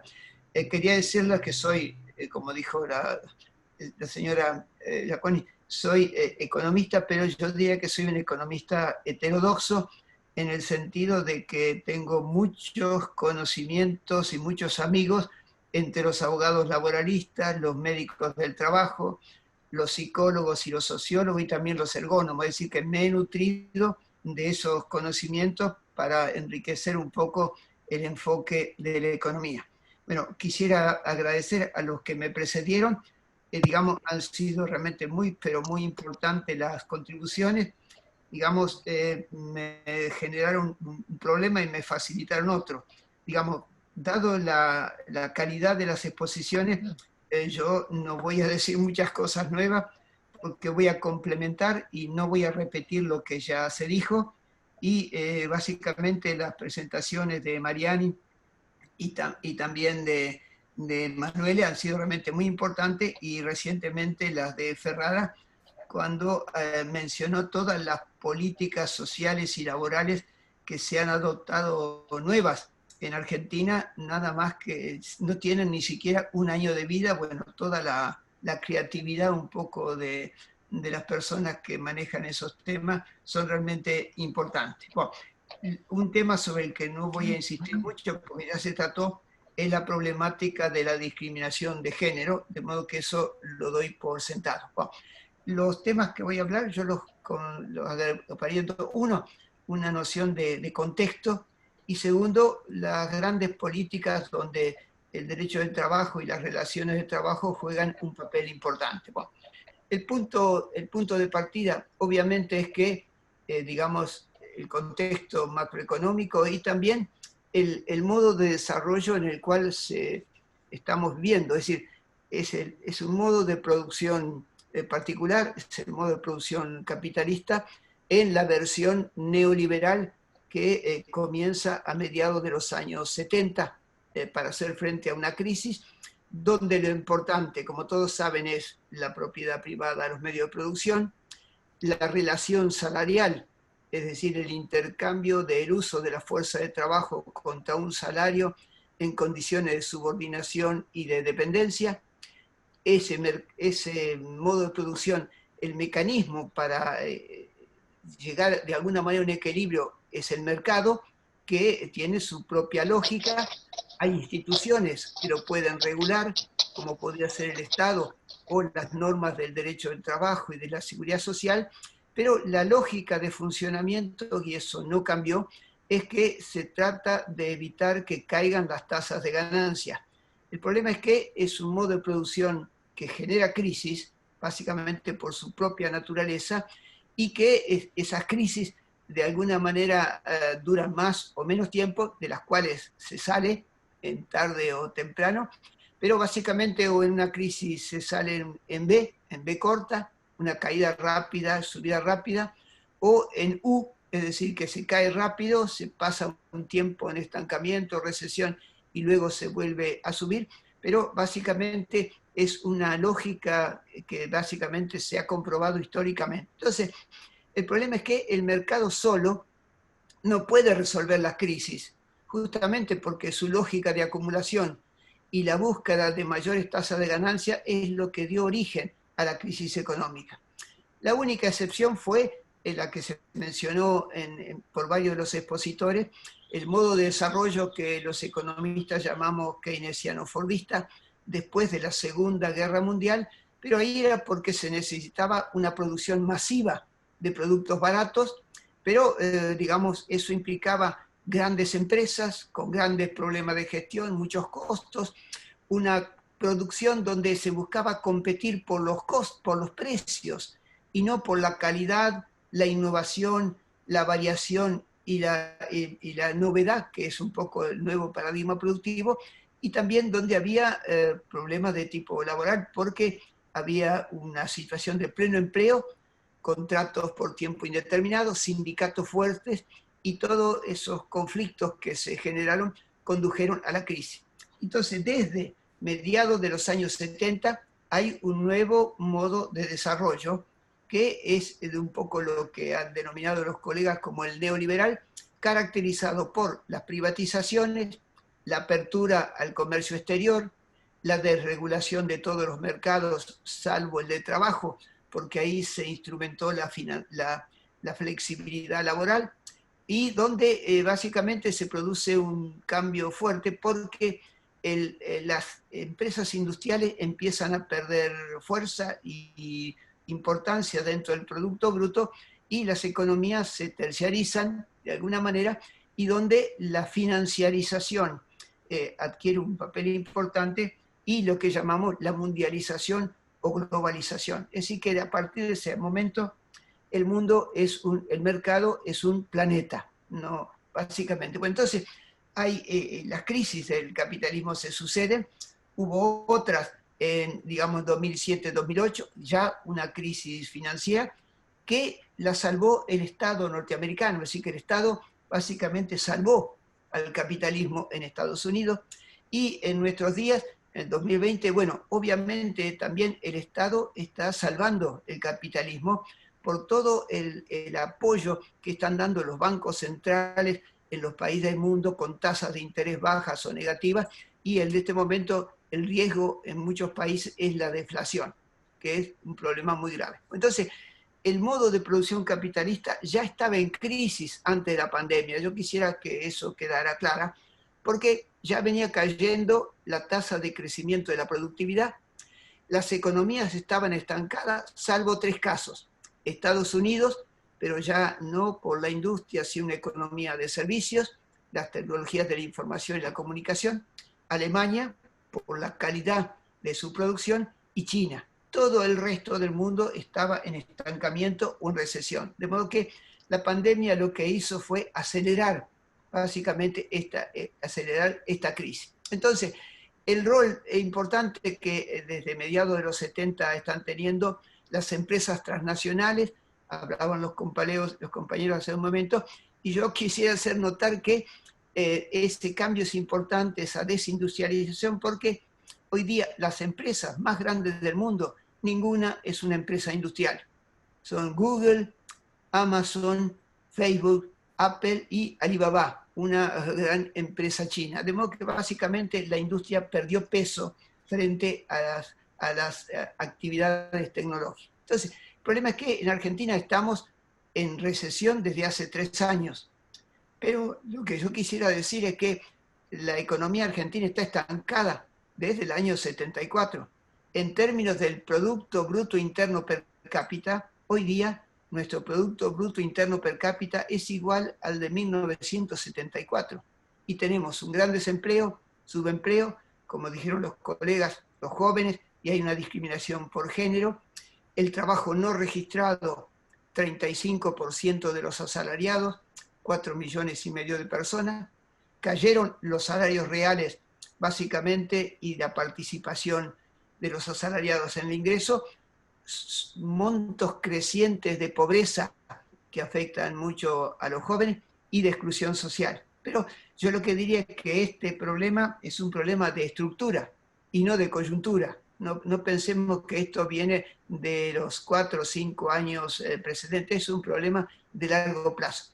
Lo que es cierto es que la pandemia va a agravar todo eso y ya estamos de acuerdo de que la crisis que estamos y los que se vienen en los próximos meses, por 1 o 2 años, es una crisis más grave que la del 2001 y tal vez de la crisis de los años 30. Bueno, entonces el problema es que el mercado solo no puede resolver esta crisis, porque es la que lo provocó.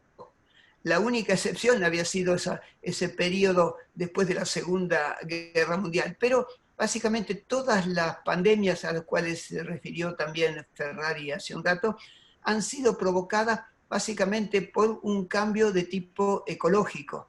Es decir, que, digamos, con el acento, el productivismo, la búsqueda de un aumento, digamos, exacerbado de la productividad, la intensificación del trabajo y básicamente la tendencia a la reprimarización. Es decir, que, digamos, los países en vía de desarrollo orientamos nuestra producción hacia la exportación, la minería a cielo abierto, contaminando el agua, la deforestación para que haya más territorio para plantar soja, el uso indiscriminado de plaguicidas y de agrotóxicos que son cancerígenos y que afectan a los trabajadores rurales y a los habitantes de los pueblos vecinos, y eso cambió el hábitat natural de la flora y de la fauna, redujo el espacio de los animales y los acercó a los seres humanos, y este es el origen del virus, como es el caso del COVID-19, pero todas las otras pandemias que se mencionaron, todas tuvieron un origen en ese contacto con animales que transmitieron los virus. Entonces, es decir que, digamos, vamos a poder superar esta situación cuando se logre controlar la pandemia, pero nadie sabe básicamente eso. ¿Por qué? Primero, hasta que no se descubra la vacuna y que se pruebe y que es eficaz y que se produzca en miles de millones de dosis y se vacune masivamente, básicamente vamos a tener que coexistir con el virus y tendremos que cuidar. Es decir que durante mucho tiempo no volveremos a la normalidad. Y yo pienso que no vamos a volver a la anterior normalidad. Pero la humanidad saca sus conclusiones, de alguna manera, porque, digamos, hay cambios que están produciendo y no podemos confiar en la lógica propia del capitalismo, porque esa es la lógica que nos trajo hasta acá. Y el problema es que fracasó el socialismo real en su versión del comunismo staliniano, de modo que básicamente este modo de producción, que tiene ya 7 u 8 siglos, es aquel con el cual tenemos que convivir. Pero siempre en las crisis el Estado salvó al capitalismo. El New Deal que hablaban hace un rato, Roosevelt, luego de la crisis del 29, el Plan Marshall, luego de la Segunda Guerra Mundial, los estados, luego de la crisis de los 70, donde surge este modo de desarrollo neoliberal. Pero entonces el problema es que, y en esto quiero pasar a mi segundo tema, el Estado solo y con la misma orientación anterior no va a poder resolver el problema. De modo que el mercado no, pero el Estado solo tampoco. Se necesita el concurso de la sociedad civil y en particular de los sindicatos, del movimiento cooperativo, de los movimientos sociales y obviamente de una nueva élite empresarial. Entonces, grandes políticas que van a requerir el apoyo y un esfuerzo por parte de los abogados laboralistas. Bueno, primero, el cuidado del medio ambiente para descontaminar. Es decir, no solo sacar los productos tóxicos de los ríos, sino controlar para que las empresas reprocesen los residuos tóxicos y no los vuelquen a los ríos, industrializar la basura para convertirla en productos útiles para la sociedad, desarrollo de la agricultura ecológica por medio de pequeñas y medianas explotaciones orientadas a los productos alimenticios, la promoción de la investigación científica para encontrar plaguicidas que no sean dañinos para la vida humana, pero hay que enfrentar en eso a las transnacionales de la industria química, que son los que fabrican de alguna manera estos productos que son tan dañinos para la salud. Esto importará una formación de los profesionales y de los agricultores y una educación de los consumidores con esto que tiene que ver con la agricultura saludable. Ahora bien, si los trabajadores tuvieran el derecho a participar en la gestión empresarial, tendríamos más garantías de una economía sustentable, porque son los que más sufren las consecuencias de ese desequilibrio ecológico. Y la experiencia de los países europeos es muy valiosa, y vamos a volver sobre el tema. Segundo, hay aquí un debate con algunos de los compañeros que hablaron antes. Bueno, yo creo que Argentina no puede retrasar más el ingreso decidido en la era informática.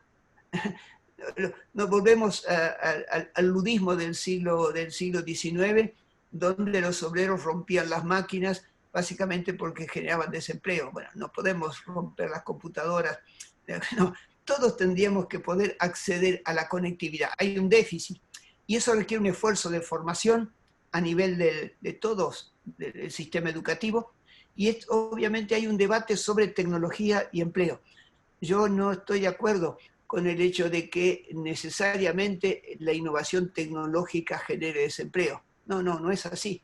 La experiencia mundial dice que no.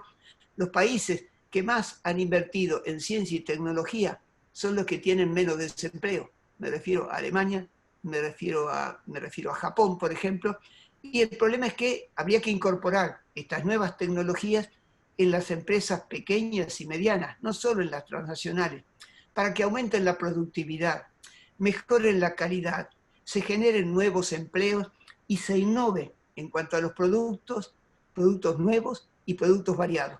Entonces la productividad del trabajo, para seguir con el debate que planteé con los compañeros, si ustedes hacen cuentas, en dos siglos la productividad del trabajo creció 20 veces, pero la duración de la jornada solo disminuyó a la mitad, de 16 a 8 horas. ¿Qué quiere decir? Que la riqueza generada por este aumento de la productividad no fue a parar a los trabajadores, de modo que encontramos de vuelta la lógica del modo de producción capitalista. Entonces, queda abierto un debate, es decir, que se pueda reducir la duración de la jornada de trabajo para que trabajen todos. Es posible, con este aumento de la productividad, reducir la duración de la jornada de trabajo. Tercer punto, la participación responsable de los trabajadores en la vida de la empresa. Es decir, hay que democratizar las empresas. Y no hace falta hacer una revolución socialista. Cuando hablo con los abogados laboralistas, un poco es una chicana, porque le digo que bastaría con legislar y reglamentar el artículo 14 bis, que yo digo que es como un florero.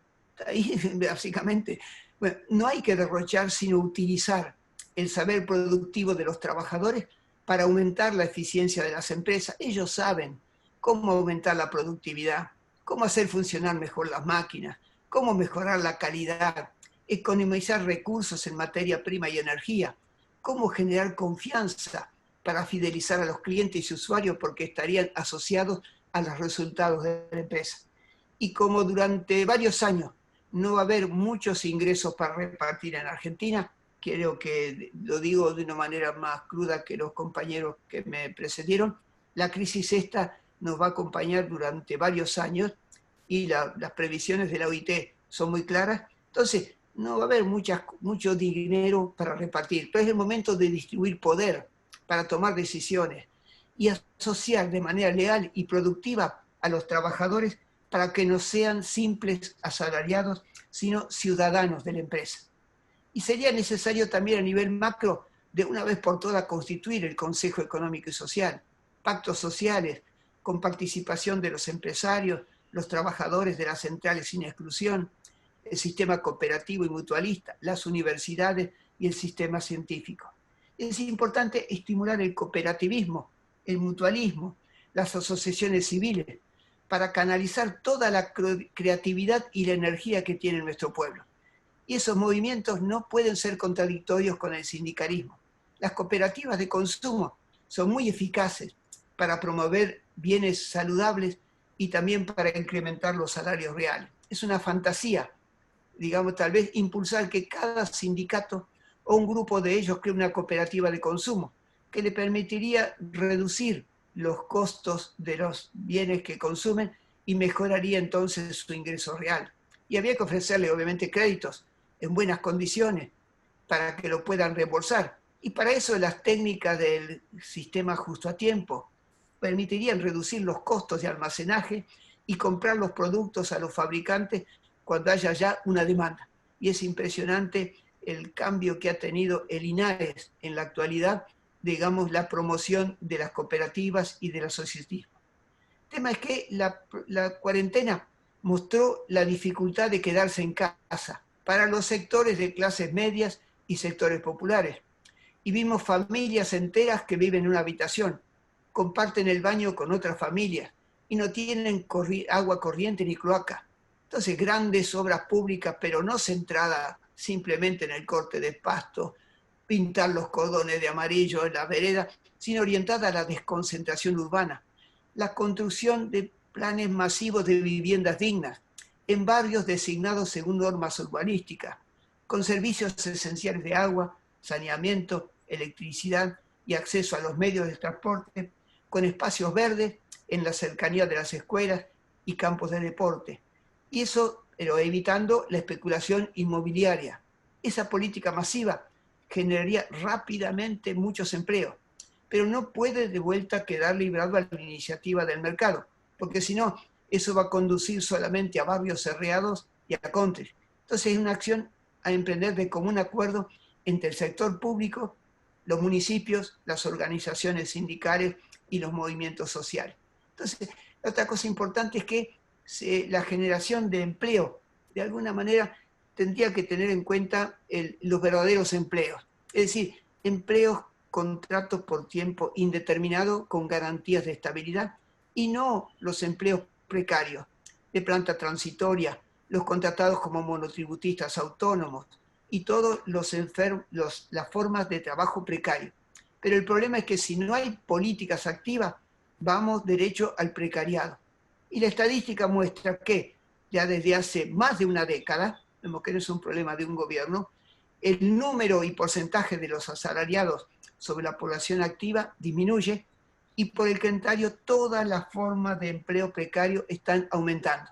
Y básicamente la cuarentena demostró el drama de quienes no tienen un empleo estable. Los demás no tienen ingresos durante la pandemia. El otro tema importante es, se habló recién de la renta básica o ingreso universal, pero básicamente de eso no me voy a extender porque ya se habló, pero yo lo que diría es que eso tendría que estimular el empleo, los trabajos de cuidado, los empleos de proximidad, básicamente permitir que todo el mundo tenga el empleo y se gane dignamente la vida y no tenga que depender de un plan social. Cuanto a la legislación del trabajo, tiene muchas asignaturas pendientes, lo dice un economista, de modo que puedo cometer algún desastre. Bueno, primero menciono una sola. El tema de los trabajos generados por las nuevas tecnologías, como el teletrabajo y los trabajos sobre plataforma.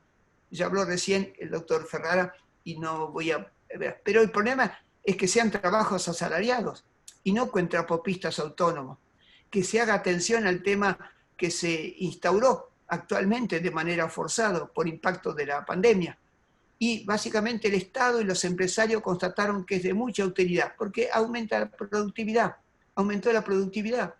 Es imposible. Uno de los empresarios decía el otro día, yo estaba con muchas dudas, pero ahora me di cuenta que aumentó la productividad porque en lugar de esos 2 horas de viaje que tenían cada uno de ellos, ahora los usan para trabajar.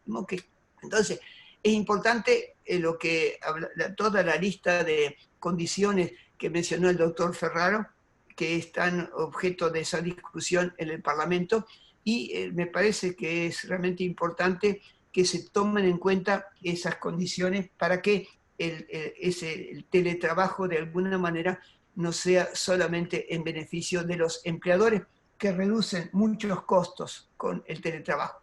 La pandemia también puso de relieve que no hay muchas cosas que sean realmente esenciales.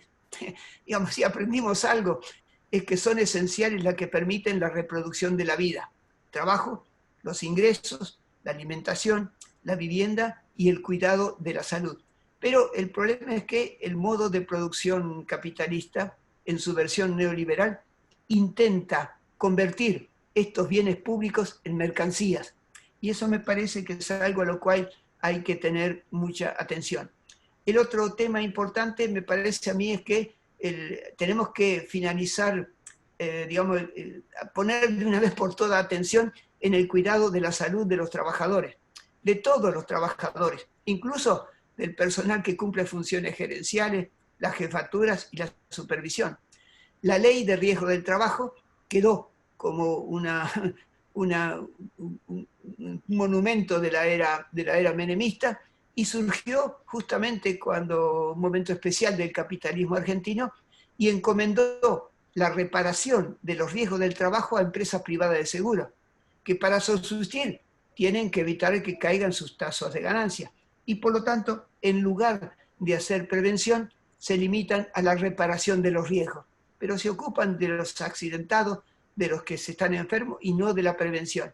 Y es muy importante que se reforme de una vez por todas la ley de riesgo del trabajo, de alguna manera para que se incorporen otras enfermedades profesionales que no están en el listado y se incorporen los que tienen que ver con los riesgos psicosociales en el trabajo. Otra asignatura pendiente, le doy deberes a los abogados, la creación de los comités mixtos de salud, seguridad y condiciones de trabajo, con participación de representantes de los trabajadores de la empresa y también como otra forma de democratizar la empresa y para valorizar los conocimientos que tienen los trabajadores, porque ellos son los que mejor saben de qué manera el trabajo impacta sobre su vida y su salud. Y ahí se abre un campo de actividad impresionante para las universidades, para formar con planes masivos de formación teórica y práctica para los representantes tanto del capital como del trabajo. Y de esa manera se reducirá el número de muertos por accidentes de trabajo y enfermedades profesionales. La experiencia mundial mostró que esos comités son realmente muy valiosos y nuestro país a nivel nacional no los legisló todavía. Solamente hay 2 provincias, Santa Fe y la provincia de Buenos Aires, gracias a la gestión del doctor Cuartango, donde esa norma se pusieron en vigencia, pero queda todavía mucho para que se apliquen en todas las empresas. Entonces, el trabajo se ha intensificado. Bueno, lo dijeron todos, básicamente coincido con todos, de que desde la crisis de mediados de los 70, cuando cambió el modo de producción capitalista para pasar a este modo neoliberal, el trabajo se intensificó. Y eso me da pie para hablar de los temas que estamos investigando desde hace una década. El trabajo se intensificó. Y además de los riesgos del medio ambiente y el deterioro de las condiciones de trabajo que provocan, fatiga, ahora la fatiga es más bien de tipo psíquico y mental. ¿Por qué? Porque se frena el margen de autonomía y de control que tienen que tener los trabajadores sobre su proceso de trabajo por las formas tayloristas que todavía predominan. Hay que ahora controlar las emociones, porque para trabajar no hay que mostrar el miedo, la incertidumbre y la angustia, porque digamos, básicamente lo que yo estoy observando en trabajadores de la salud y en trabajadores de la seguridad y del transporte, que no pueden demostrar que tienen miedo, no se pueden poner a llorar delante de los pacientes. Bueno, también hay algunos que tienen que violar los principios éticos y de valores, de alguna manera. Y entonces, digamos, hay gente que tiene que mentir para trabajar, los trabajadores de los call centers, o tienen que esconder información a clientes y usuarios, los que venden productos electrónicos en los supermercados. Tienen que fingir estar en buen estado de salud para que los empresarios no los despidan, porque pueden llegar a faltar o estar enfermos. O a veces tienen que sonreír o agradecer de manera forzada para poder fidelizar a los clientes. Y esos trabajadores ahora tienen que soportar el hostigamiento, la violencia física y verbal, el acoso sexual del cual hablaron, y también experimentar un agotamiento emocional porque tienen que convivir con personas en dificultad, que sufren angustia y ansiedad, que tienen que tratar con enfermos. Piensen en los trabajadores de la salud. Y también está el otro problema, que es el desempleo o la amenaza de perder el empleo.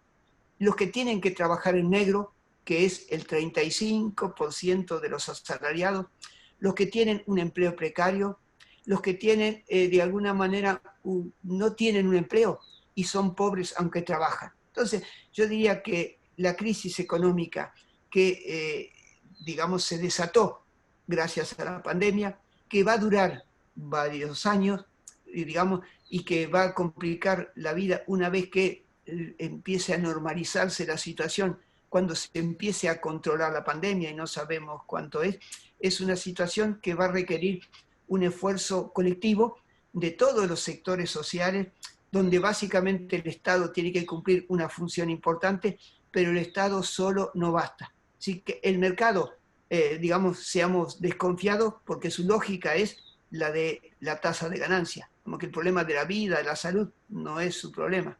Lo quisiera convertir en mercancía a la salud. Entonces, el Estado tiene que cumplir un papel importante, un Estado leal, con funcionarios, digamos, que tengan estabilidad y no cambien cada vez que hay un cambio de gobierno, donde no haya corrupción, obviamente un Estado con profesionales formados, con un comportamiento ético, con el impacto de las organizaciones sindicales, el cooperativismo, el mutualismo y básicamente una nueva élite empresarial, que sería bueno que, como dijo el otro día el presidente, básicamente, digamos, en este modo de producción capitalista, un papel importante lo tienen los empresarios, pero sería bueno que fueran empresarios con una concepción social y que no vean al trabajo como un obstáculo para su tasa de ganancia, sino justamente respeten a aquellos que son los que crean la riqueza.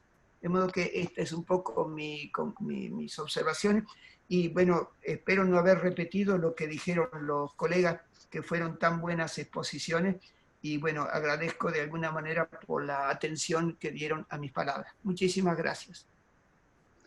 Doctor Nefa, muchísimas gracias a usted por un debate, un conversatorio tan integrado que ha permitido tocar varios temas.